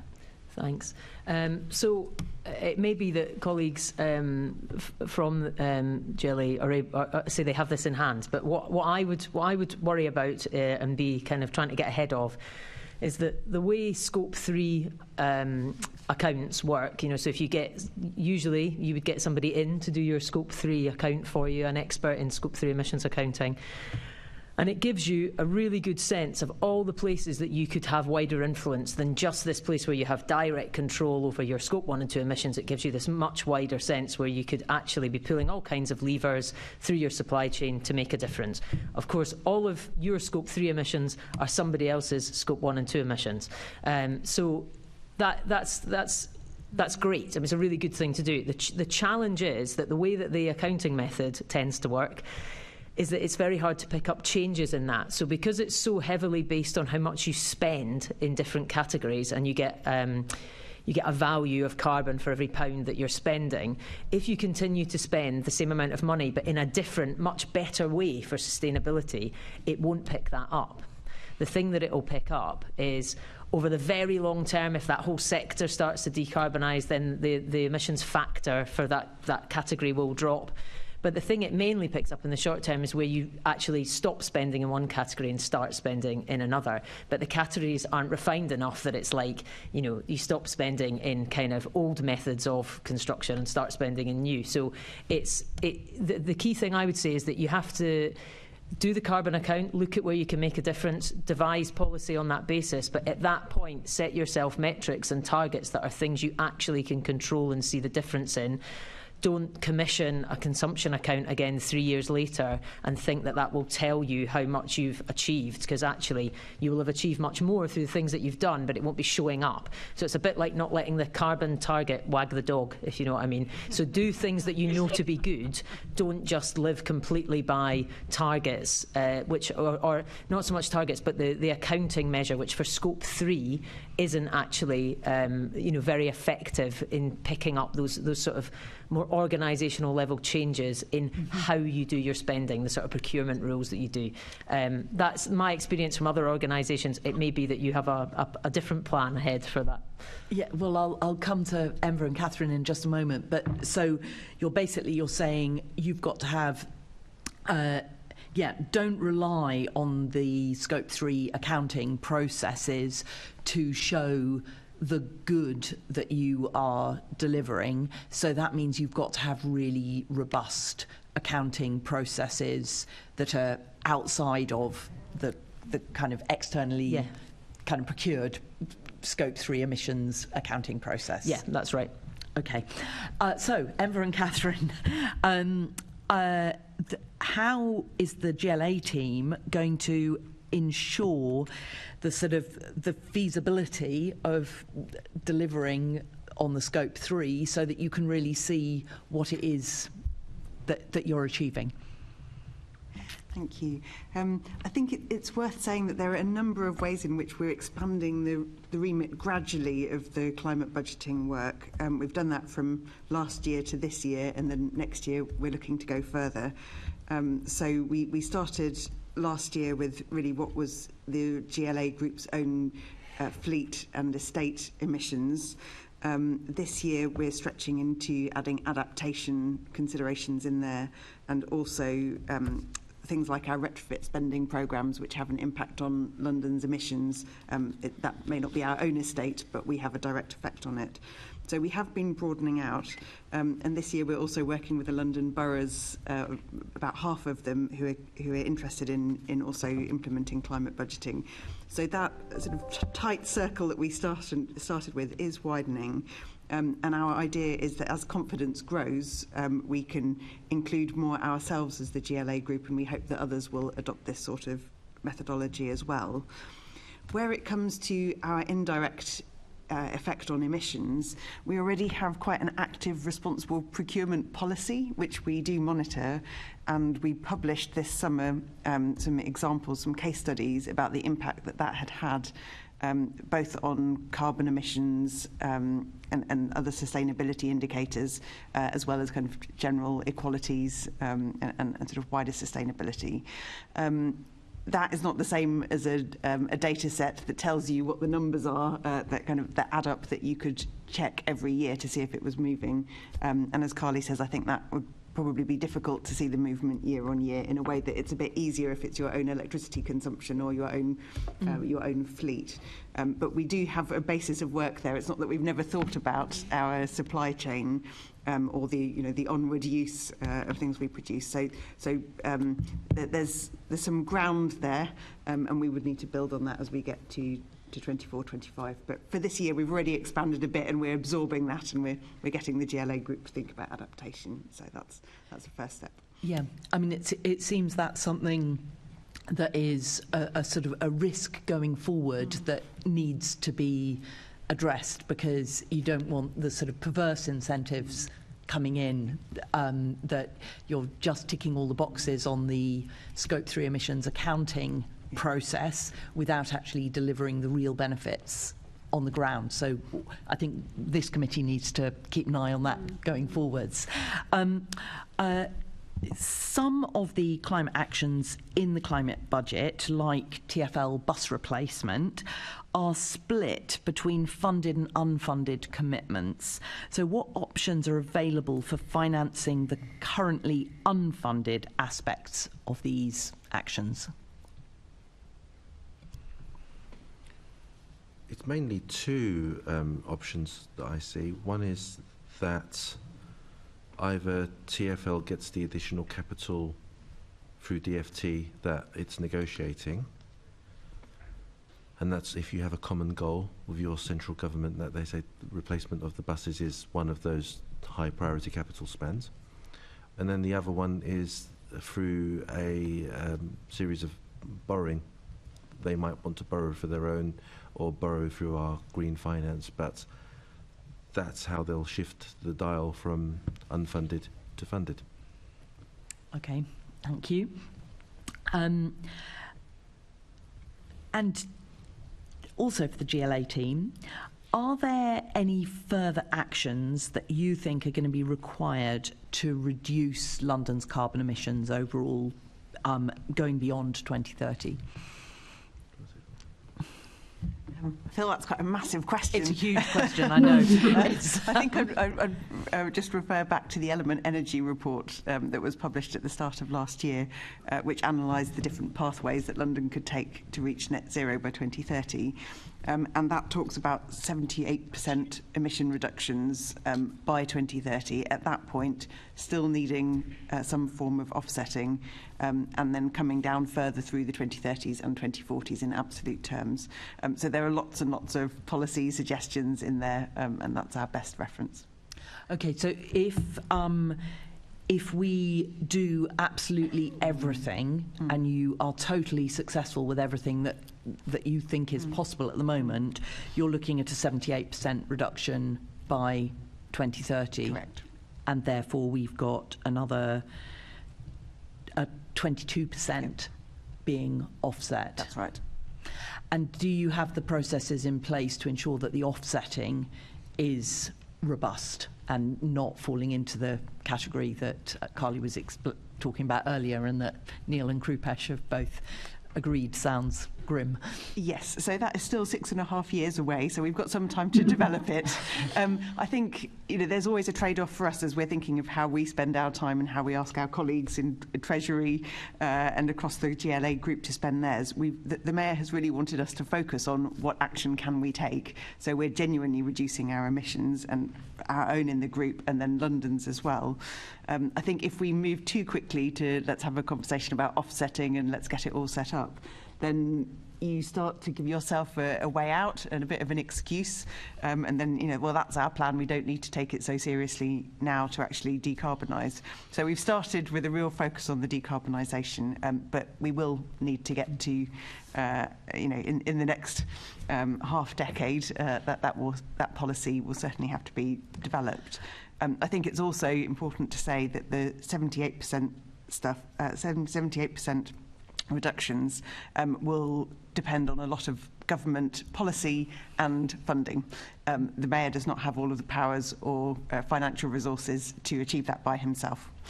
So that is one of the contingencies in that 78%.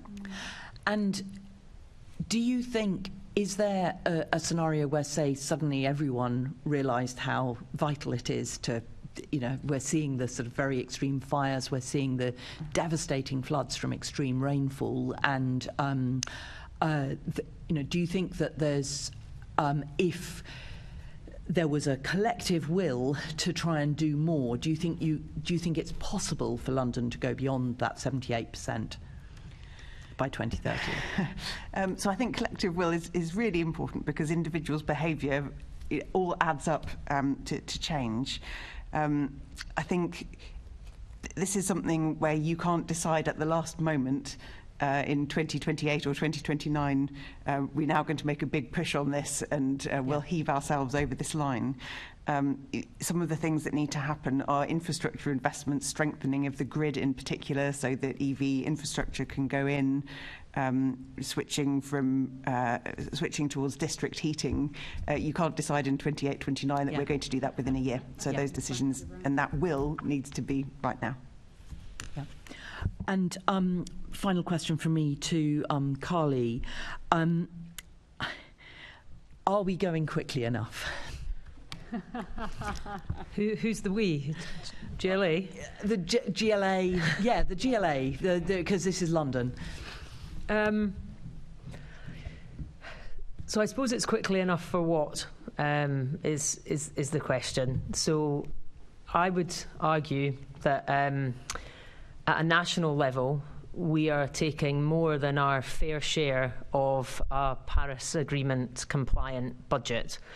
So it kind of depends where you start. So then if you roll that down to what are our national targets, I think you could argue that the national targets, even as they stand, aren't a fair contribution to Paris. The Climate Change Committee would disagree with that and say that they are a fair contribution to Paris. So if you were to take that position and say, well, are we going quickly enough to meet those national targets, our fair share of those?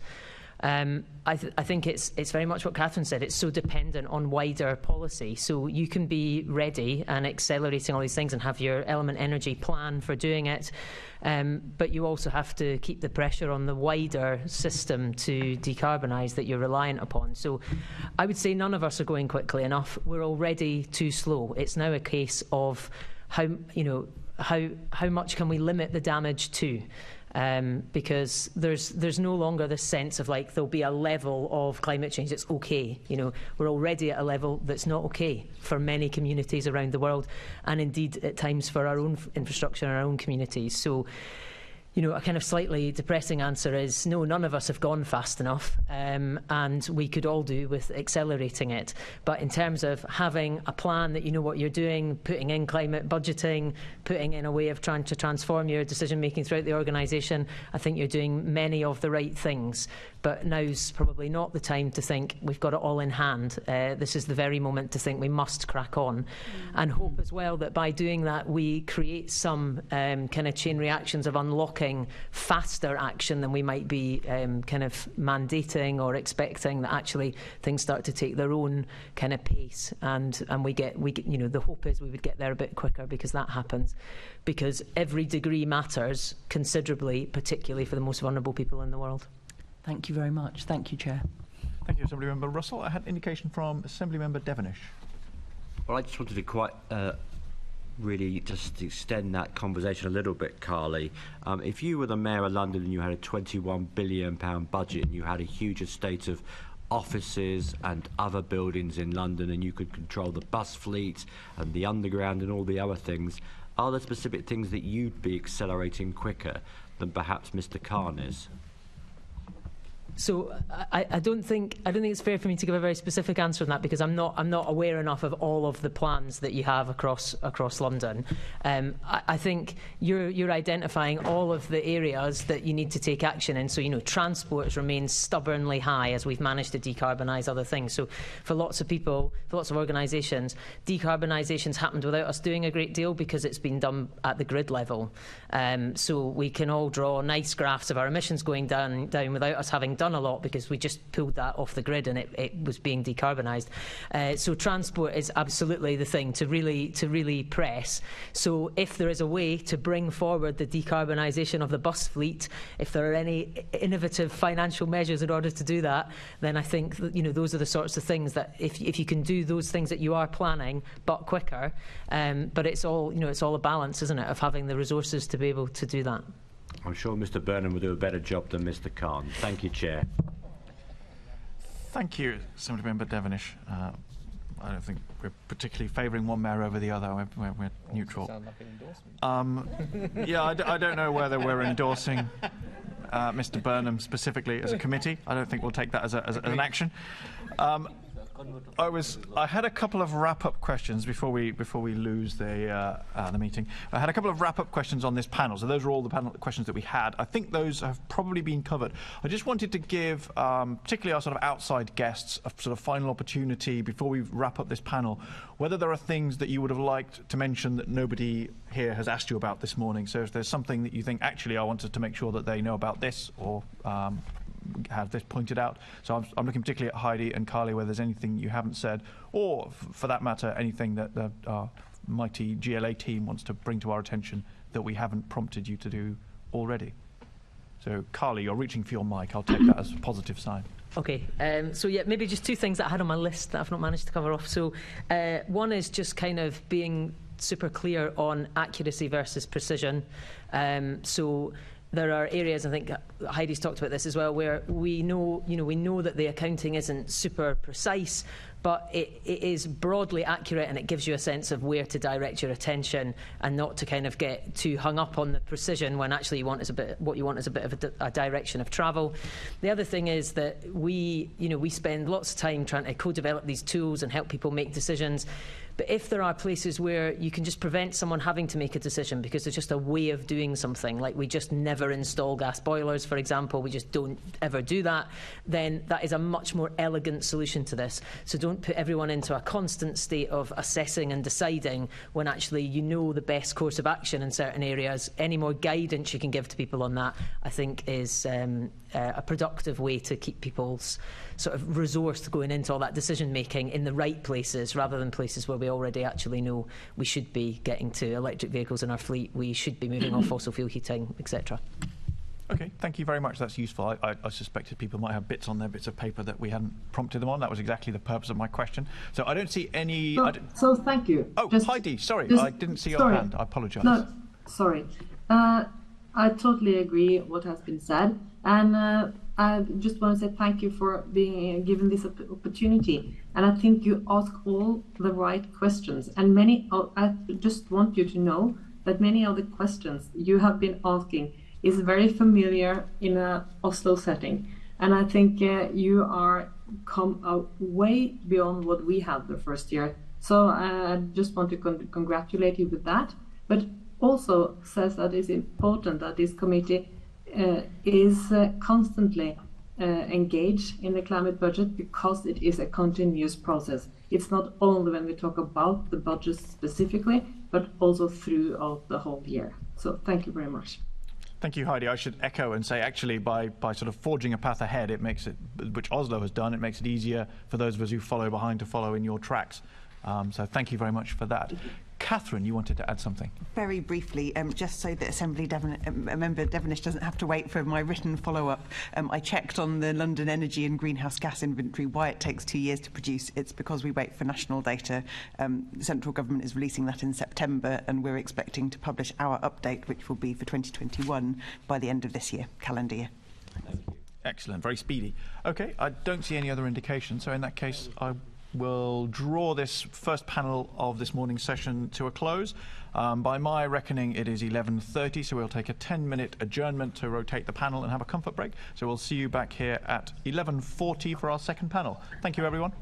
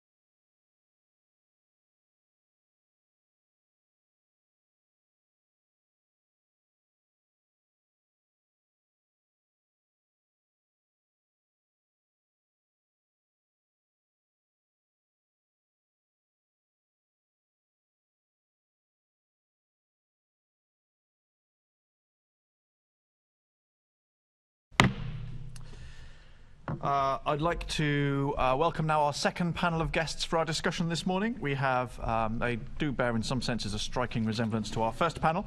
So we have Enver, who is still our Acting Chief Finance Officer and Assistant Director, Group Finance and Performance. Welcome back, Enver.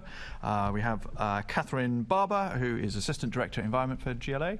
Welcome back, Catherine. And Luke Webster, who is Assistant Director, Group Treasury and Chief Investment Officer. And in our second session, we are going to be looking primarily at the Green Finance Fund, and I believe Assembly Member Rogers is starting us off. Thank you, Chair. First question is to Luke. When can we expect the publication of a pipeline of eligible projects for the Green Finance Fund, and what reporting mechanisms will be used to communicate this information? Our first round closes at the end of this month, and we'll be delighted to provide an update of the things that have come through that process. It is our intention to, however, report formally on an annual basis. So 31st of March will be the first reporting date where we talk about the projects that have been allocated funding, how they match up with our framework, which we published in April, and are currently refining, as Catherine, I think, mentioned in the last panel. And so that will have the more detail. But we'll be delighted to give you a pipeline update following the close of the first round. Fantastic, thank you. And that update and the report, will they be both publicly available, shareable documents? The report certainly will be. The pipeline, I would hope so.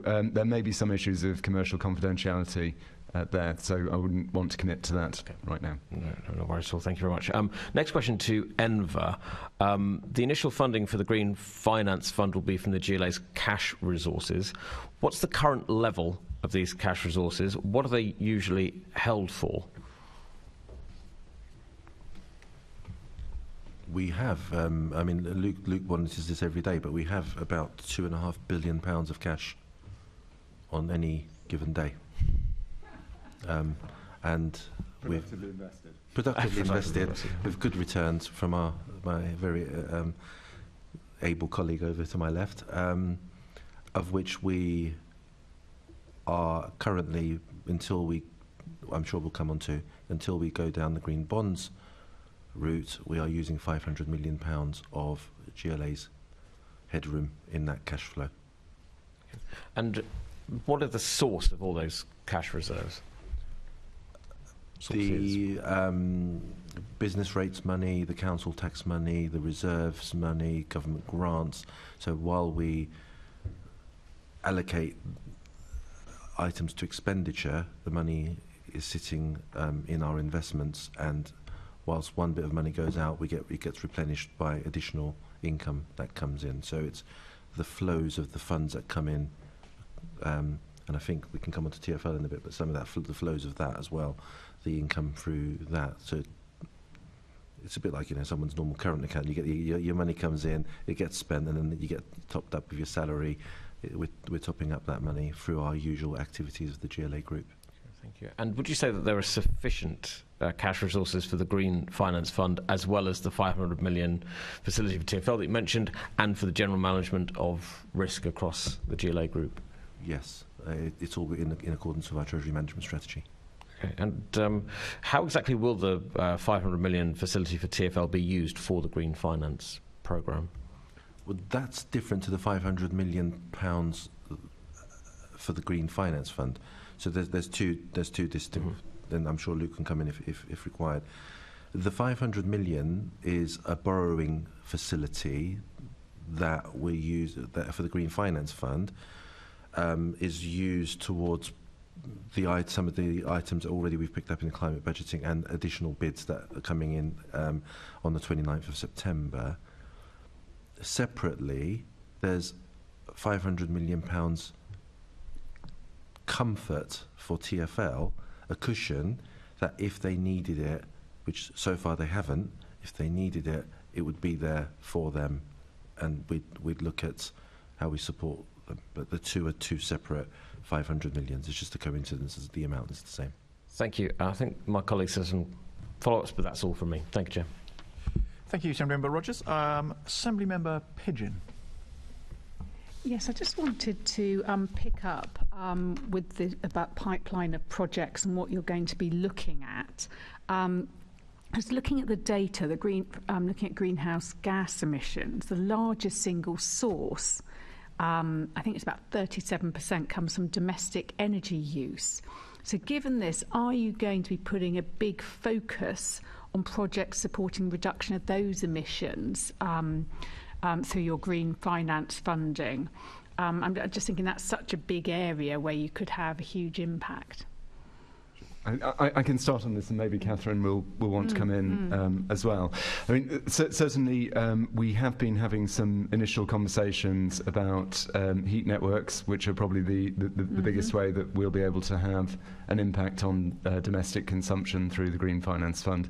So I think, if we recall, there are going to be several strands of our overall Green Finance programme, of which the Green Finance Fund is one, and it's very much focused at the public sector estates, but there are, the development corporations, for instance, have a clear opportunity to deliver this sort of project, as did the London boroughs, who we may be working with. But Catherine might want to add more. Yes, and maybe just to say social housing providers also. I was just thinking, so housing associations, local authorities and the development corporations could bid for something to fund a massive programme, or as you say, it could be heat networks. I guess it could be other things that could it could be retrofit as well. I think, Luke, you might want to say about the need for the counterparties having a good credit rating. That's exactly what I was switching about. Oh, and is that an issue with some housing associations currently? Yes, that would be. Because the GLA, as I may have mentioned in other committees, we do have a very, very high level of overall borrowing relative to our discretionary expenditure, and that's historical, just a result of Crossrail and the Northern Line extension. So our capacity to incrementally borrow is quite small, and in particular to satisfy the rating agencies and preserve our rating, which is important. We need to demonstrate that we're not importing material credit risk onto the balance sheet. So really, for the Green Finance Fund, we're looking for counterparties who are demonstrably pretty equivalent to the GLA in credit standing. So that would include local authorities in general, and it would include some housing associations, but not necessarily all. So probably the larger housing associations. Typically. I guess it wouldn't be every London borough, given some of the issues we have in some parts of the capital. Well, I mean, I think from a genuine credit risk perspective, local authorities are, in our view, all the same. There are, I guess, potential reputational issues with authorities that are getting into financial difficulties, but I don't think that is actually a concrete credit risk. So we clearly want to be working with partners who are aligned and have sound financial management. But I think, as a general point, I wouldn't want to inflame any ideas about local authority credit risk. Ultimately, it's a national system. The 2003 Local Government Act provides the most extraordinary powers to lenders. If a local authority defaults, you can assume their tax-raising powers. So it's inconceivable to me that would ever happen. If it does, we've got bigger things to worry about. Okay, lovely. Thank you, Chair. Thank you. Actually, just on this question about the kinds of projects, it's just discussion there about insulation and retrofit and so on has prompted me. So you're talking about using this to fund organisations like housing associations and so on. I'm just thinking of a government scheme that I'm trying to think when this was. It probably came in during the coalition government. I forget when it went away. Which the idea about funding householders to do work and then effectively taking a charge against their property and a sort of loan back, so they could do measures to get an upfront benefit which they couldn't be able to, for cash flow reasons. Is that something? Is that the kind of project? I'm not suggesting it might be in the pipeline now. Is that the kind of thing conceivably you could look at? So that isn't where we are now, and one of the reasons for that is that the individual investments would be so small relative to the amount that we've got to invest. We have a minimum threshold of £1 million for the Green Finance Fund, and even if somebody was doing a whole house retrofit to the sort of top spec... It's a big house. That's Buckingham Palace, isn't it, really? Exactly. So that's why we're really expecting in this wave of applications to get more public sector buildings, that sort of larger estate. Is it possible that in future, perhaps moving beyond the Green Finance Fund into future offers, we might start to think about ways to provide finance to to that sort of project, yes, but I think we would have to be clever in terms of the packaging into investable propositions, because I don't imagine Luke wants to deal with thousands of individual homes. I need to make a bid for considerably more staff. But I think what we could do, however, now is if a borough wanted to create such a scheme, and there are some who are thinking of these things, we could finance at the borough level through the Green Finance Fund. You, in fact, have taken my next question, which was thinking about ways that could be packaged up, and that's an obvious one. Okay, I think that's a watch this space idea. I think that would be worthwhile.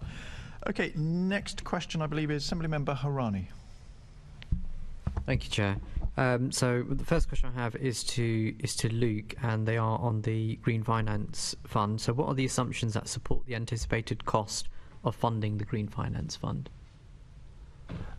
So, in a way, the project is a sort of in and out activity, and part of my team's job is to balance the costs of our borrowing versus the rates that we're lending at. So, in a sense, the overall cost isn't directly relevant. It's how well we manage to match it.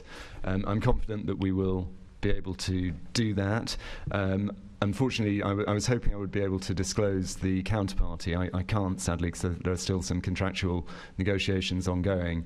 But we have secured a significant chunk of the overall 500 million at a very favourable rate, which would probably save about 19 million versus borrowing from the PWLB.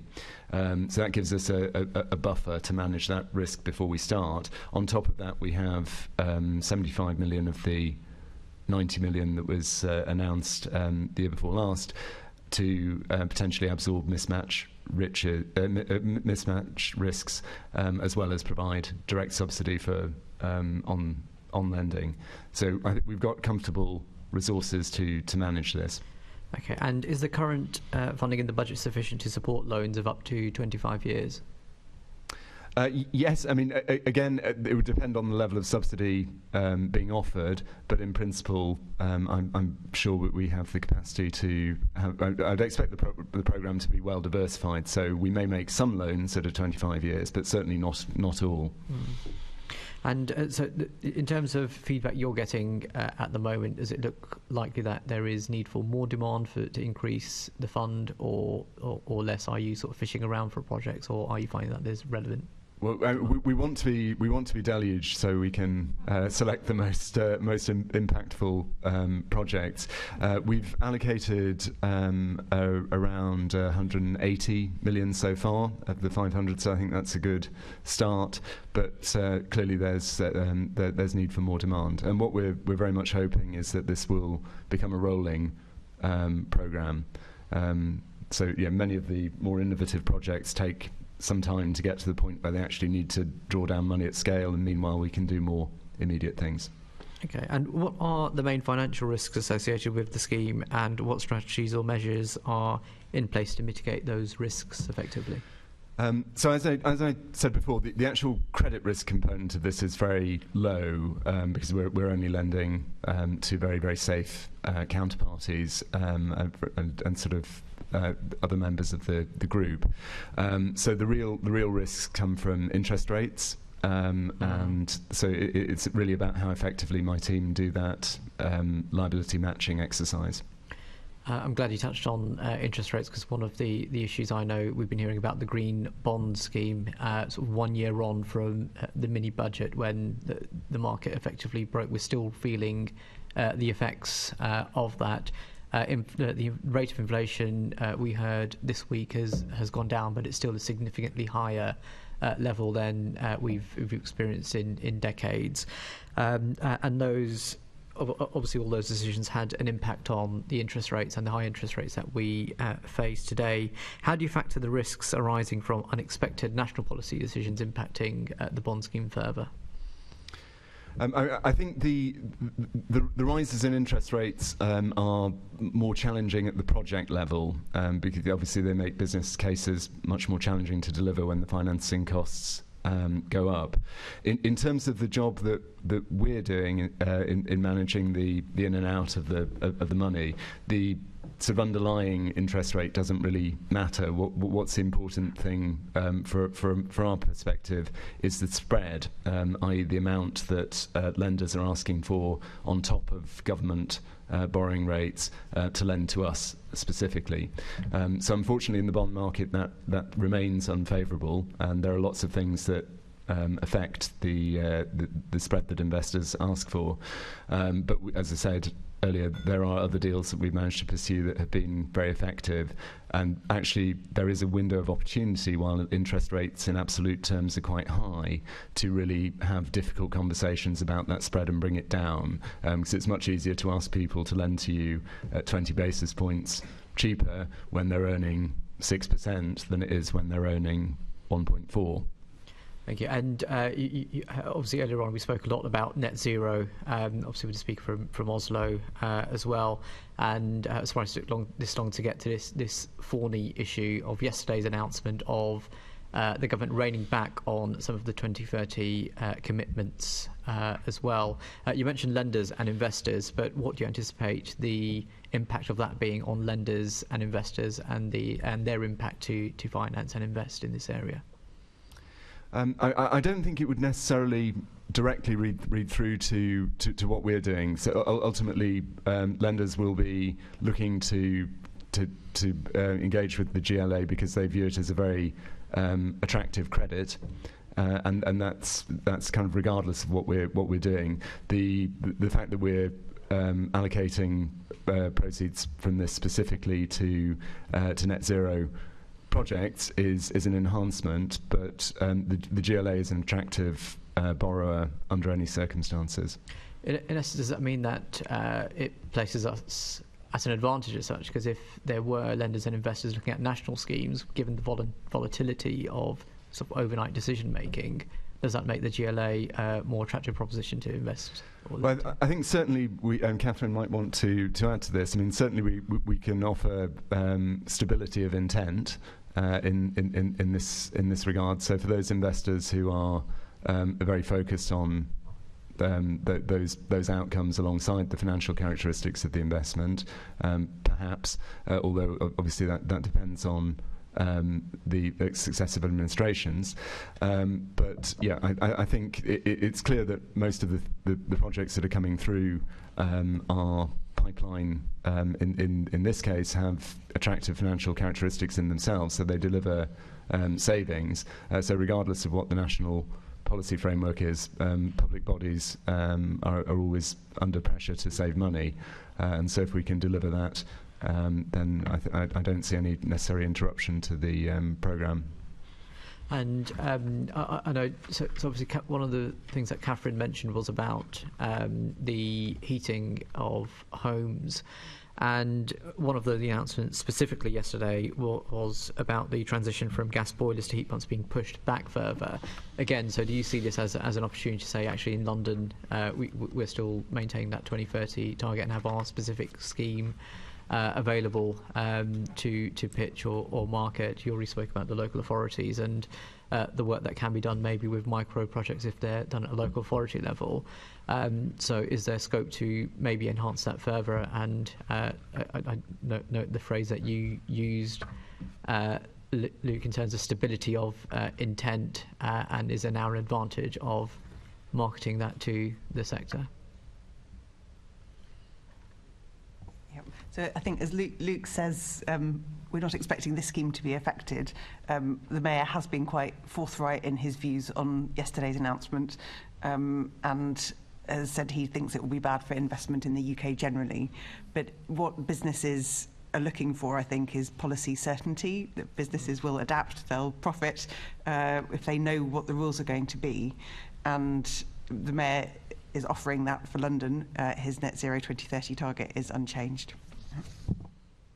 Right, and finally from me, so to Luke, what is the expectation of the likelihood and timing of a green bond issue? I mean, at the moment, I don't see the opportunity for it, but markets can move very, very quickly. We do have, within the local authority Treasury community, such a network exists.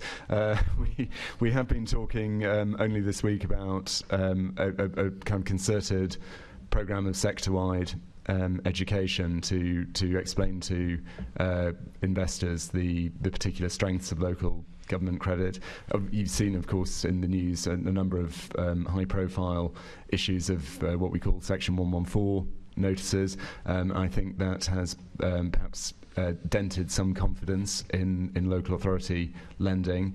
For the reasons I was touching on with Assembly Member Pigeon, I don't think that is an accurate indicator of underlying credit risk, and we need to get that message out. Now, in the course of those conversations, that's an opportunity, I think, to address the current spreads that the bond market is indicating, which are not really rational from a risk and return perspective. So, yeah, I'm hopeful that we might have some impact there, but people who think they can forecast interest rates and credit spreads are, in my view, generally fantasists, and there's little evidence of it ever really working. So I wouldn't want to make a firm prediction, but it hopefully will be part of the mix. Thank you. Just to sort of backtrack a bit, because I know the answer given before about not getting involved in sort of individual household schemes at that level, unless it's come forward from a borough who's going to manage it. Is that a lesson that we're learning? Because the GLA did sort of dabble in this area with solar together. And the last iteration of the scheme, obviously, we're still feeling the effects of, even the previous years it was successful. But is that way of doing things maybe learning from what happened with the final round of the scheme?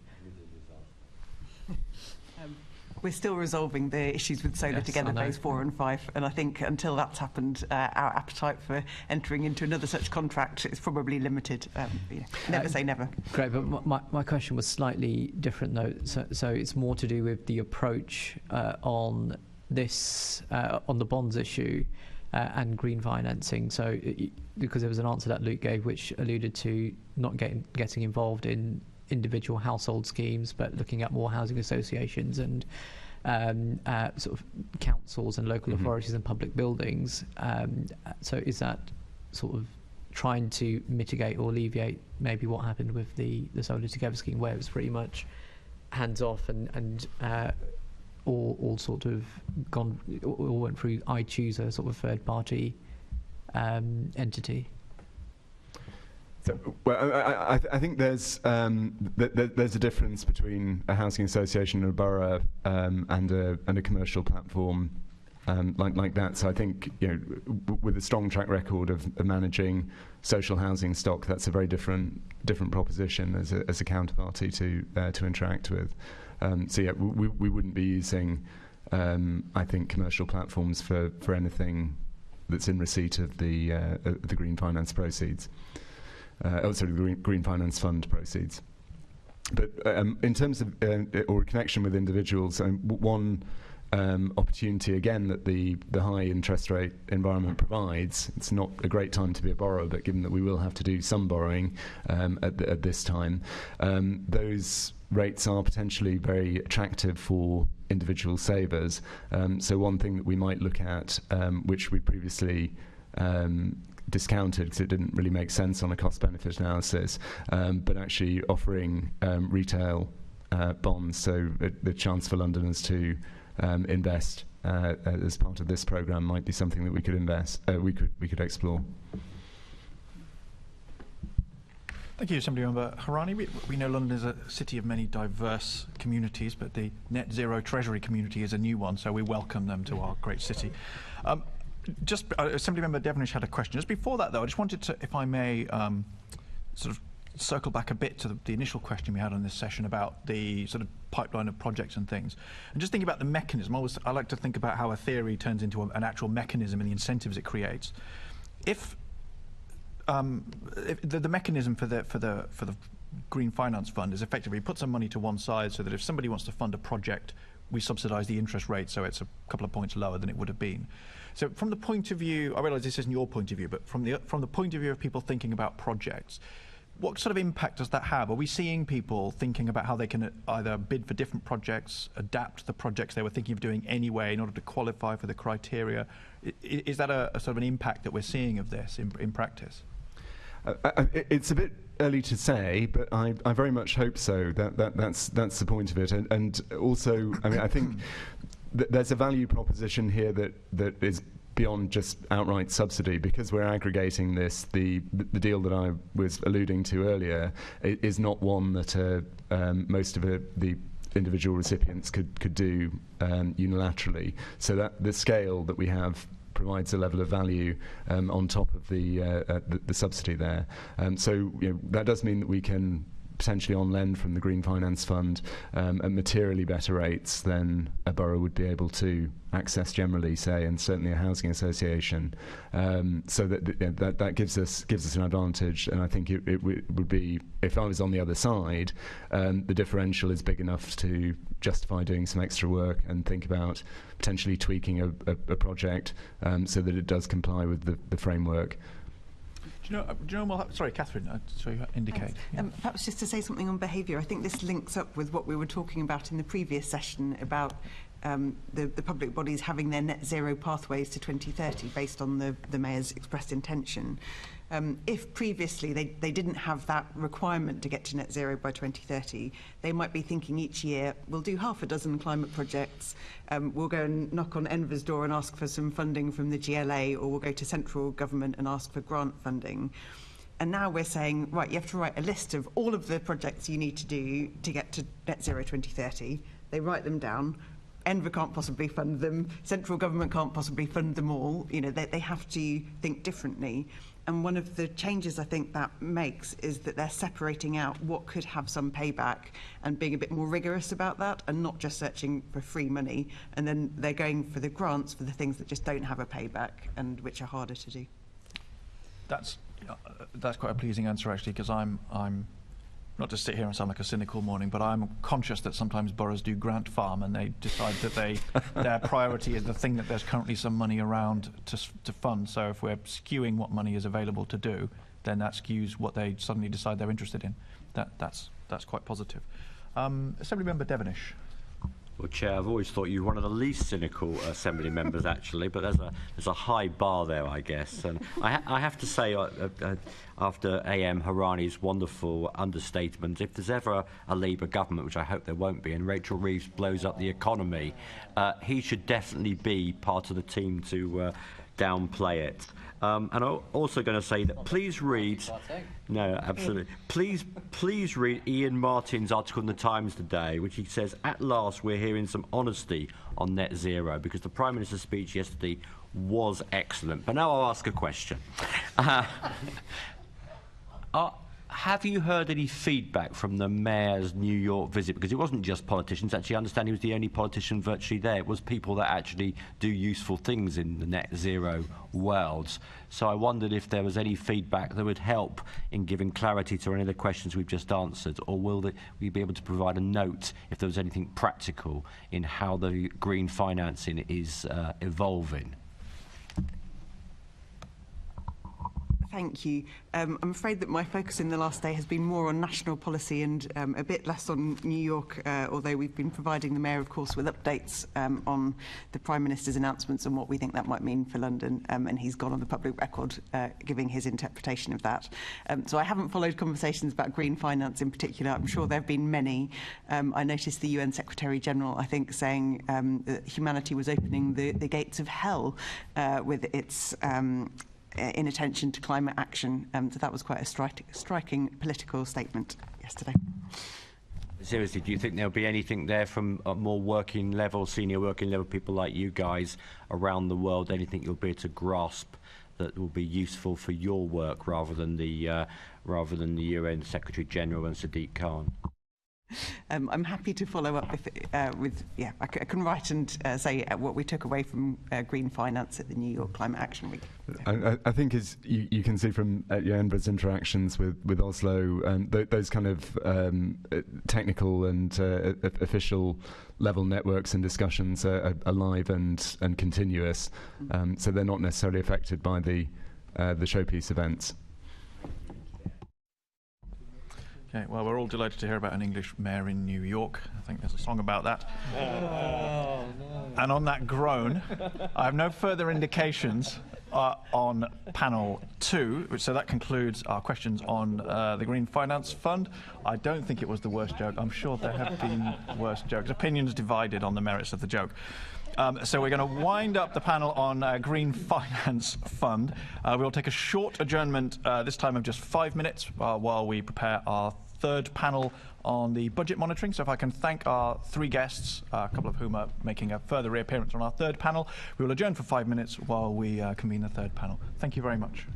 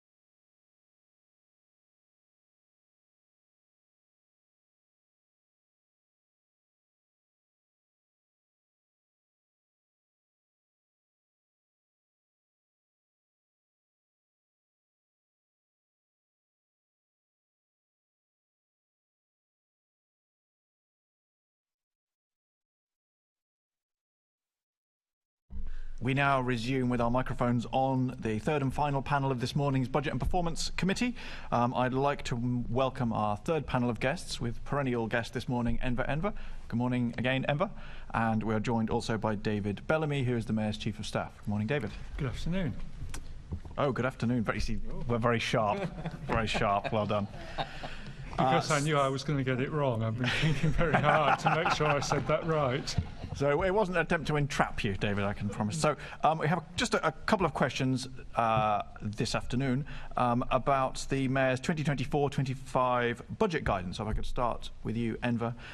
What are the key financial risks considered in developing the budget guidance, and how have those been addressed? The key financial risks are that you end up allocating more money than you have. So, as you would expect me to say, as a prudent CFO, we have only allocated what we truly believe we will have, and have been therefore appropriately cautious at this stage in the process, at waiting for announcements that will come in mid-December, and then the billing authority returns at the end of January. So we believe we've mitigated keeping the lights on by allocating the control totals in the budget guidance with money we know is secure. Keeping the lights on, something we can all get behind. Is your statement an allusion to what I believe has come to be known as the surprise money that always arrives during the course of the budget process, that I know this committee has inquired about in previous years, where we get partway through the process and then we discover that this is the largely business rates money that we're not accounting for, but it always arrives, is usually in the order of, say, 200 million, a bit below 200 million, sometime at the turn of the calendar year, by which point the budget is largely underway. So the budget guidance is quite clear what the unknowns are, and I believe this year we've been even more explicit as to not only what those are, but what conditions would need to be met in order for that to be met. And we have indicated in there might be some more money, but those conditions need to be met. And at this point in time, even in September, they haven't. So if we allocated the money in belief that this time round we're guaranteed, and this time it didn't happen, withdrawing 150 or 200 million pounds out of the control totals in 3 days in February would be much harder than adding it in. So for that reason, we remain cautious. There might be more money, but at this point in time, it wouldn't be sensible to allocate that out. I mean, I think that's fair. I don't think it would be prudent to allocate it. I suppose the question that my predecessor as chairman and the committee previously has been concerned about. So on the one hand, there's prudence that you're describing about not wanting to allocate money that we don't know that we have. I think that's completely fair. I suppose the other side of the coin in terms of prudence is that it does create a lot of money that can be then deployed without very much scrutiny, and obviously our job is to scrutinise what money is being allocated. So I don't know whether there's any thought given to a way of thinking about that money that might be arriving, and how we can think about how it might be spent if it were to arrive, given that I think for the last 6 years on the bounce it has arrived. So I think there's 3 points there, Chair. First is our endeavour to be as transparent as we can be about what we do know, what we don't know, and when we'll find out what we don't know, which we really try to do in the budget guidance, and obviously really happy to answer the committee's questions about all of that. I think the second thing is obviously to say that scrutiny of the Mayor's decisions is an ongoing process and can happen at any point, and there is often a gap between the formal budget process finishing, so the group budget process finishing in about the third week of February, and then actually subsequent mayoral decisions that commit expenditure. So, as an example, universal free school meals was something that the Mayor was able to do in the final group budget when the final billing authority returns were in, and that mayoral decision, wasn't actually taken until July. So still, it's not a case of, it has to be scrutinised before the final group budget, or it's somehow escaped scrutiny. And the third point, I would say, is probably just a little bit about how I see the process this year. The government has year after year after year failed to get out the provisional local government and policing settlements by the 6th of December, which is the Hudson review that the Government Commission said that's when they should be out. The then local government minister, Rishi Sunak, whatever happened to him, accepted that, but the government, quite often they've been publishing the provisional settlements on the very day that Parliament rises, and then sometimes actually there have been material changes in the final settlements that come out at the start of February. I think the way we're trying to approach the process is, sadly, we need to accept that the provisional settlement isn't going to be coming out on the 6th of December. The government won't say when it will come out, but just the form shows that's not going to happen. And therefore, our intention is that we will try and get the consultation budget out as early as we can in December, which probably means mid-December, so that people have a chance to look at it before Christmas. And it will be very much an amalgam of the submissions to the Mayor from the GLA and the functional bodies. And then what we hope is that by getting that out of the way, then as the provisional settlements come out, we will be in a position to get more decisions made within the draft budget, which publishes on, I think, the 17th of January, and so that it's there for scrutiny, certainly in the first plenary. And so that's our hope, that we can try and get more kind of latest information and more proposals there, which would mean less that comes in at the final stage in February. And so that's very much our hope and our intention. Just on the timeline of the free school meals, you said the decision wasn't made until July, but we were talking about that at the budget meeting, weren't we? So what's your timeline in the Mayor's office for unexpected money arrives again and decisions made about how it might be spent? Because you can't, over the weekend on the back of an envelope come up with something like free school meals. So presumably you have a process where you think about those, and there's an unofficial announcement, isn't there, where the money's in the budget by the time it gets to us in April or March rather. Yeah. So it's clear that there is a very small time window. I mean, the time window last year was that it was about 4 p.m. on the Friday when Enver emailed me and said, David, right, we've now got enough information. It will not be final, it will change slightly, and indeed it did, but I've now got enough information to tell you where we are on the business rates forecast from the billing authorities, and thus this is the sum of money you've got to allocate. And really, we needed decisions by the Mayor on where, it's a group budget, so it's high level, but where that money was getting allocated, which then gave Enver's team 2 days to draft, make the changes into the final draft budget, which then myself and the then CFO would review across the weekend, and then the final changes and then the final checks, particularly obviously of the statutory calculations, would get made in order that we could publish on Wednesday. So it's an incredibly constrained time period for us. Really, the process is obviously there's discussion with GLA and functional bodies as we go through they go through their budget proposal development process in the autumn.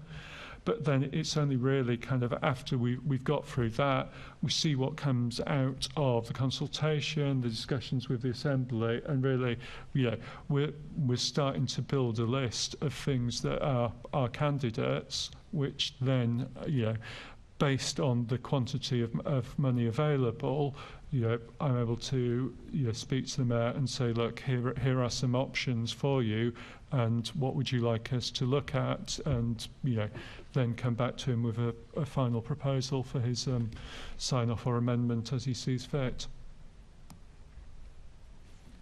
So, well, I just want to challenge then, because you said there was an opportunity to challenge the free school meals thing because it wasn't really formally announced until July. But, I mean, really the opportunity for the Assembly to challenge it was nil, wasn't it? Because you said it was between 4 p.m. on the Friday was when you found out there was some money that could be spent, and then it was the Wednesday following, like a weekend and 2 working days later, that it was announced. So there isn't really an opportunity for us to scrutinise that, is there? So, yeah. And I appreciate that some of that is not of your doing. Yeah. The timing is not of your doing. I'm not challenging you on the timing. I'm challenging you on the transparency and the opportunity to scrutinise, which you did just say we had, and I'm just not sure when. Well, yeah. The purpose of the scrutiny is to scrutinise the Mayor's decisions. Clearly, you can't scrutinise the Mayor's decision until he's taken it. Yeah, he took the decision. Gave Enver's team one week, which is the absolute minimum needed to put together the budget paperwork, and then we published, and then there was a session of this committee as well as the plenary, and then doubtless this is that particular topic will have come up at other committees, and I'm sure there's question time between now and then. So there's been plenty of opportunity for scrutiny of that decision, but clearly decisions can't be scrutinised until they're taken. Okay. Has the Mayor announced that it will continue for a second year, or are we awaiting any kind of word on that? The free school meals policy? Free school meals, no. It clearly was an emergency response to the cost of living crisis, just as we didn't know that it was possible to do that until literally got that email from Enver. We don't at this stage know where we'll be with finances for any level of certainty to be able to consider whether we can extend it or not. It's clearly a possibility, but that will have to be looked at in the wider financial picture later in the process when we get the information we need from the government and the billing authorities. But presumably if you suddenly find 150, 200 million arriving in from business rates, that would be the sort of candidate that you would look at to... It's absolutely a candidate, yes. Okay, I had an indication from Assemblymember Devenish. David, good afternoon. I wanted to ask you about reserves because we've had quite substantial, very generous reserves in recent years. Now, obviously, at the end of the 8-year term, you wouldn't want to leave too much money for the next Mayor, I'm sure. So is there any guidance in terms of what the reserve levels are likely to be at the end of this financial year, please? So in terms of the budget guidance, this is actually one of the changes it contains this year, which is that one of the problems we've had, I think, with the presentation of information about the reserves is it overstates the actual level of reserves there are going to be in the future. So to give you an example, the GLA holds a reserve for the new Museum of London, where the Mayor has agreed to make a contribution of £70 million towards that project. And the approach that we've been taking is to put aside £3 million a year, every year through the revenue budget for that. We're now approaching the point at which the project's at a stage where it's kind of moving from the works on the building, which is really the prime responsibility of the City of London Corporation as the freeholder of that building, to actually works on the museum. And so it's now, during this financial year, it's the right time for us to start making contributions across. The problem is, because we've never had the timetable agreed about making those payments across into the project, if you look at the budget, it just shows that reserve, well, not only sitting at the level it's currently at, but going up by £3 million a year. But we knew that by the time you get to the end of 25-26, which was the end of the planning horizon in last year's budget process, we know that reserve won't exist. The money will have been paid across into the project. But because we didn't have a committed decision about what that schedule is, it's not shown in the budget. And there are various other examples of that around the group. And so what we've said in the budget guidance this year is that we don't want to take that approach. We actually want to ask people to, if they don't have a decision, well, let's at least have a go and put in something. It's indicative. It might not turn out exactly that way, but otherwise it creates a false impression that at the end of the planning window, reserves are going to be much higher than they actually will be in reality. So we're just trying to get, like I say, it'll be imperfect, but we're trying to get more transparency about the position so that we can have a genuine discussion about what is the actual level of reserves and why as we go through the budget process. Thank you for that. I was more interested in not the, if you like, the things where you're holding the money for somebody else, but where you can actually control the budget, so TfL reserves, Met Police reserves. Is there any extra guidance on that? So, because obviously some of those monies have again sat there for many, many years and gone up and up and up. So in terms of TfL, TfL's reserves are really around the fact that it's obviously a huge trading organisation and it needs to have, and its credit rating, which its capital programme and finances depend on, relies on it having an amount of cash available to invest.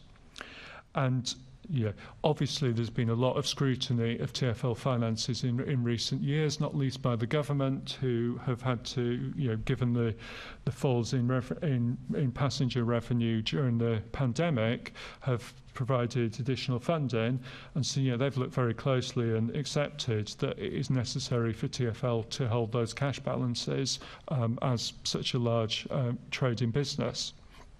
And indeed, of course, it was those cash balances that enabled TfL to exist through April and May 2020, when otherwise, if it didn't have had those balances, it would have been in Section 114 territory immediately, and there would have been no time to negotiate with the government and agree the funding that was needed to keep the organisation going.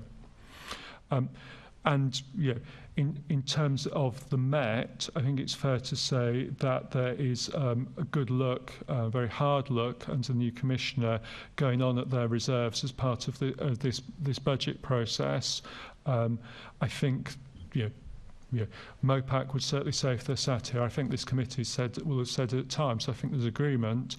At times, the Met have been over-optimistic in the delivery rate around aspects of their capital programme, which is fed through, and there's extra scrutiny in place now on the MOPAC capital programme. You've got the latest forecasts in terms of the Q1 report. It's obviously early in the year, and we will see whether this enhanced scrutiny is helping.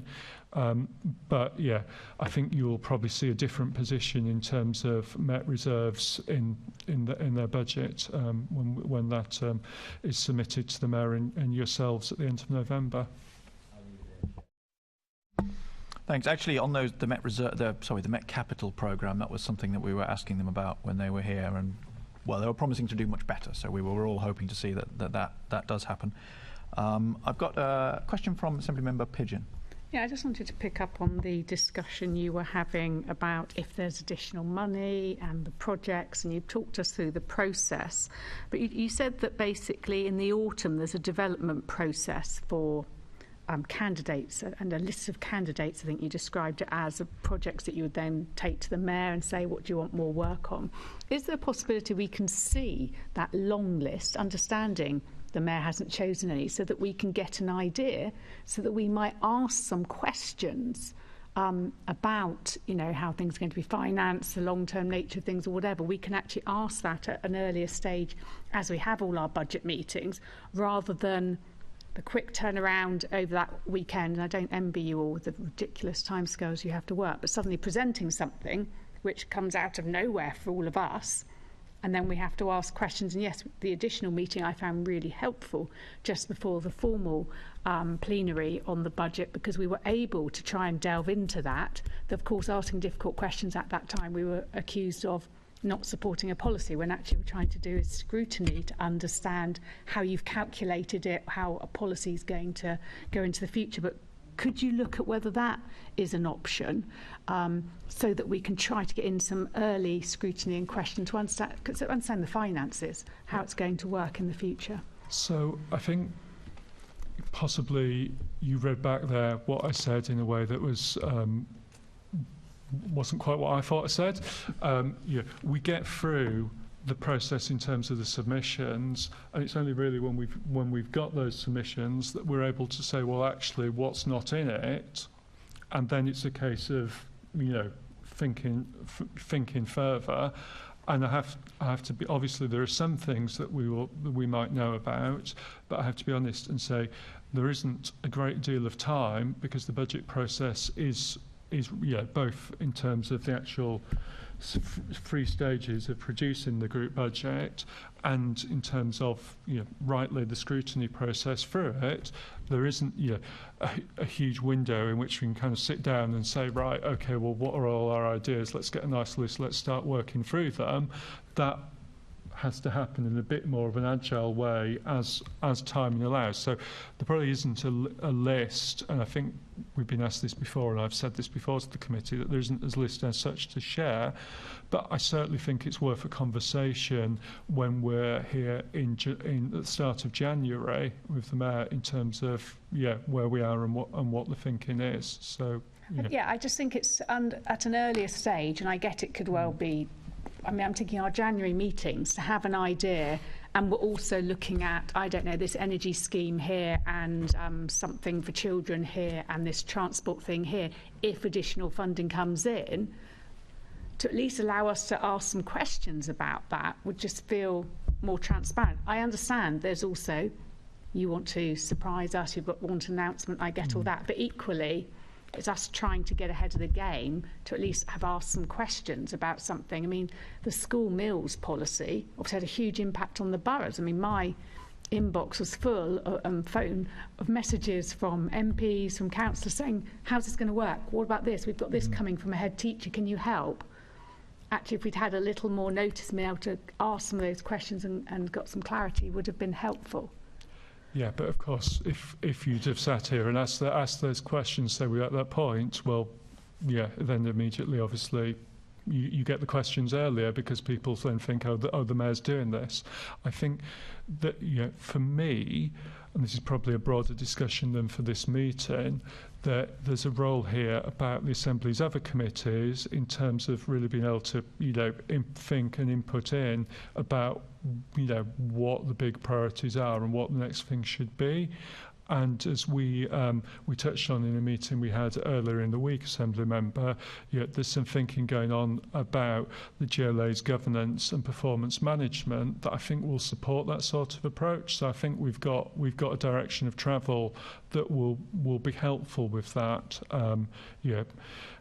Necessarily take some time to improve. So I don't really think we're going to see, like a change in terms of that aspect in this year's budget process, but certainly something for the future, and trying to tie up the Assembly and its committees a bit more into some of this thinking is part of what I would like to see happen. So there's definitely things to discuss there.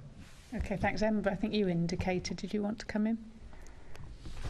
I think David's just actually pretty much said what I was going to say was about the wider use of the other committees. So if not necessarily at the Budget Performance Committee where the Mayor and David are at, but where I've sat in on a number of meetings with the other functional bodies when they're talking about their submissions, and I think maybe, just I'm not trying to tell you guys how to do your jobs, but that is a great opportunity when you're seeing the individual functional bodies to say, what other growth items or areas are there that you haven't disclosed in your submission, that if there was money available you would be prioritising. Doesn't mean that they will become the final candidates, but they've got to be candidates that we would look at. So we can start to tease out things they're working It wouldn't up. have picked up on free school meals or necessarily the green finance, so there are always going to be ones that the Mayor has the prerogative to choose, but when we're the bottom-up side of the budget, there will be things that the group want, and we talked about the climate budget earlier. You could be talking to TfL, if they had the money, would they prioritise buses over something else? So those are all candidates. But the decision ultimately rests with the Mayor as to how to prioritise those candidates. Yeah, okay. Thank you. Well, let's hope this is, as you say, the start of this discussion. Thank you. Thank you, Mr. Member Pigeon, and thank you, Enver, for the helpful tip, which I think we will very much be taking away. Just to briefly return to this question of reserves, actually, Enver, I know we spoke, was it the last but one meeting about reserves, and one of the things we spoke about was this issue of sort of group reserves, functional body reserves, and talking about consolidating them and having a clearer picture of what they are, and as David was just talking about, some of them are effectively earmarked already, or in principle, even if not in writing. And we spoke about how we could, as a committee, have a bit more of a steer from you on that. And I know that was something you were quite positive about. Whereabouts are we on that? It relates to what David indicated. In the budget guidance, we've asked all of the functional bodies to be more transparent. So I would expect the reserves return in the submission to separate out between the earmarked and the non-earmarked reserves, and to reflect those reserves that there is a plan for that hasn't gone through a ratification process, but at least so that we know you've actually got some resemblance of a plan to utilise this, as opposed to it just looks like it's flat cash. So if you look at MOPACs, it looks like it's about 400 odd million from what I can remember, straight across. That isn't the reality. They've got plans for that, so reflect it. So that's what I was alluding to, and if we bring all of that together into one place across the group, we can see that. I think we're all interested in that, aren't we? It's not just for their benefit, but sometimes it's hard to get the money out of the door. So that's okay, then shift it to the right, but at least give us an idea that you've got something in mind for utilising that money, rather than making us believe that we've got all this money still sitting there. Yeah, I think that's exactly what we're all interested in hearing. Thanks, Enver. Just a couple of quick questions. So in terms of the housing programme and the impact of that on the budget, obviously what we saw, I might characterise as a sort of hockey stick effect, where the previous affordable housing programme ramped up very rapidly at the end. The new one that's, well, I say just started 2 years ago, just starting. In terms of the spending on that, are we going to see a similar thing, and what's that going to mean in terms of allocations of cash? Are we going to see a sort of fallow period, then a ramping up, do you think?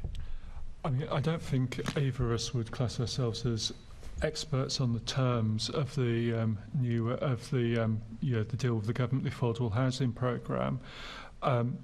It's not the. I think what's important from a budget perspective is it's actually about interest receipts, because it's about right. When does the government pay the money to the GLA? Yeah. When does the GLA pay the money to the people developing the affordable homes? Obviously, there's a payment made at start on site, and there's a payment made on completion as well. So, we have, I believe, all the money in from the 16 to 23 programme from the government, but clearly there will be a tail, and indeed there are a few like multi-phase schemes that will run for a number of years. So the completions payments on those won't be till way in the future, and so that sits in with the GLA's cash balances, and that then obviously the volume of the cash balances and the interest rate and the investment strategy determines our income from that, which then feeds into the revenue budget. So that's actually where I think the impact on the budget is. Otherwise, it's just a matter of the capital funding, and when actually is it deployed. It's ring-fenced because the government have given it to us for a specific purpose, so we know what it's going to be spent on, and the timing of that, if you're just going to talk about it in a financial sense, only really matters in terms of our cash balances and then the interest receipts that flow from that, rather than it intrinsically mattering of itself what the spend profile is. Yeah, I appreciate that. Just on that, actually, maybe something just occurred to me. So there's this question of starts and completions. So if you have a multi-phase project, let's say it's a whole housing estate with hundreds of houses being built over a decade, in terms of the houses that will be started, or homes that will be started in phase 2, 3, and so on, does the money get paid to the developer at the point that the start gets booked? So is the booking of the official start numbers of homes started, does that correspond precisely with when we pay them the money for the start? So that So, in terms of the multi-phase bit, you're getting beyond my knowledge off the top of my head, other than to say the new affordable housing programme, the government wants it set up in a way that doesn't support, that has an end on delivery and doesn't support these long multi-phase big sites. And it swings and roundabouts there, because obviously you can see why, you're allocating this pot of money, you want it spent and things to happen quickly. But equally, the nature of some sites is that they're big, they're complicated, they're multi-phase, and so the previous scheme allowed for that. I can't. So I don't know. We can obviously find out the specifics, for the Homes team, it's certainly the fundamental point is that there's a payment at start on site and there's a payment at completion, which obviously is one of the reasons why we're confident that when there's a start on site, there's going to be a completion, because if they get halfway through the project, they want the payment for completion for their finances to add up. Understood. Okay. Just a final question from me. Oh, sorry, Emma, did you want to say something on that? I was just going to say that at the last committee that I was at, Tim Steer, the Executive Director for Housing and Land, was here, and he did say that he believes this scheme is going to be slightly different to the hockey stick. So he didn't say that there won't be a complete, we'll remove the hockey stick. What he did say was that it would be a much more phased programme. So I'd probably just encourage to sort of go back to what he's the expert on that, and I think they are looking at the phasing so that none of us are caught out at the end of the financial year with that lump of cash that goes out of the door. That's true, actually. Okay, so in that case, my final question just is to you, Enver. So in the 24-25 budget guidance, there's this phrase that says the budget should only change, quote, in the event of exceptional matters and significant change where the approved budget no longer has meaning and relevance to the organisation's priorities and purpose. Just curious, what that meant in practice and whether that was a new thing or whether a restatement of an existing thing. So I think probably all of us in this room get a little bit confused when we're looking at the monitoring returns from across the group and the budget keeps changing. So the budget's been agreed, and then the Q1 stuff comes out and the budget's changed, and then you get Q2 and it's changed again, and it's like, well, what are you actually monitoring yourself against? There was an original budget and you've revised it and you've revised it again, and then it's like you forecast against the revised budget and say, aren't we great? Well, if you change your budget in March, of course you're going to be great because you've just changed your budget to match your outturn. There's got to be some rules there. You can only change your budget if there's an exceptional reason for that, and what you've just read out are SIPFA's definition of when is an exceptional. Now, I can't stop and tell you every single possibility, but it's when we did that for TfL during the years of the pandemic, because the budget was needing to change to reflect the reality of what that organisation was doing. Sticking to what they'd agreed in March was meaningless. There was an exceptional change. But some parts of the group have just thought that whenever they've got a couple of extra £1 million, they can just change their budget, and we've clamped down on that now. This is music to my ears. The sounds of goalposts not being moved is resounding. So this is then, from what you just said, it is a sort of perhaps not a change of policy, but a strengthening of what was already there. It is, I think that's very positive. I don't see any indications from anybody else. So on that basis, David, sorry. I think there's two points. I don't want to detain you, but firstly, just the conversation I had with Assembly Member Pigeon. I wasn't quite quick enough in my search. One part of the answer, I think, here is we talk about what inputs. So 19th of June 22 and 2nd of September 22, the Mayor issued press releases calling for universal free school meals. So, yes, obviously it's a shift from that to the Mayor saying, right, I'm going to step in and fund it, but clearly there was a thing where there's another avenue there in which the Mayor's talking about the things he sees as priorities, and there may be, I guess, other things he's issued press releases on that he hasn't funded, and so there's an avenue there. The second thing, I just thought, like, as a committee, we've talked many times about some of the uncertainties around business rates. So I don't want to go through all of that because, I think you're familiar. It is familiar territory, yes. I do think, though, it is worth just flagging the point about the billing authority estimates and the risk we face now. I believe the situation is of the 33 billing authorities in London, 29 of them haven't yet got the audit opinions for their 2020-21 accounts. Yeah, and until they're through their external audit, we don't know for certain that the council tax, but particularly the business rates that they've said we're due and that they've paid across, is actually the final situation. And when you get this kind of multi-year gap, there's a risk that if a mistake was made back in 2020, and we all know the pressures and the uncertainties caused by the pandemic, that persists through each year, and then there's that. Then you suddenly find when the audit finally happens, okay, there's actually adding up the difference across all those years. Potential for a ripple of revision. Yeah, absolutely, and it can be quite a material effect. Yeah, there was an error, for instance, we know about in one billing authority that caused us, a difference of £38 million. And so this is not small stuff. Mm-hmm. Yeah, there is clearly a wider issue with the about audit of local government, which is I think increasingly coming into public domain. I'm sure obviously the audit panel will touch on it as well. But I just wanted to be transparent and flag.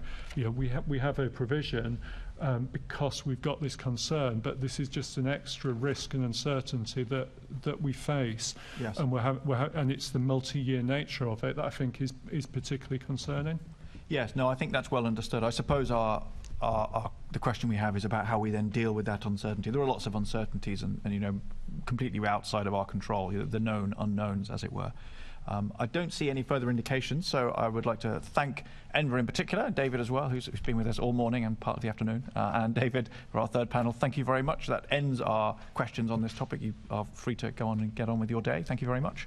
But not members of the committee, who have a couple of bits of business just to finish off. So if I can ask the committee to note the report and the discussion this morning. And can we also delegate authority to me as chairman in consultation with party group lead members to agree any output arising from the meeting? Okay, item 6, quarter 1 group monitoring report. Can I ask the committee to note the quarterly group monitoring report? Item 7, payments over £250. Can I ask the committee to note the report? Item 8, Mayor's decision lists 5th of May to 31st of August 2023. Can I ask the committee to note the Mayor's decision list for that period? Noted. Excellent. Item 9, Budget and Performance Committee work programme. Can I ask the committee to note its work programme and meeting dates? Noted. Excellent. And final item, date of next meeting. The next meeting of the committee will be held on the 30th of October 2023, 10 a.m. in the chamber here in City Hall. I have no urgent business today, so that concludes today's meeting. Thank you, everyone.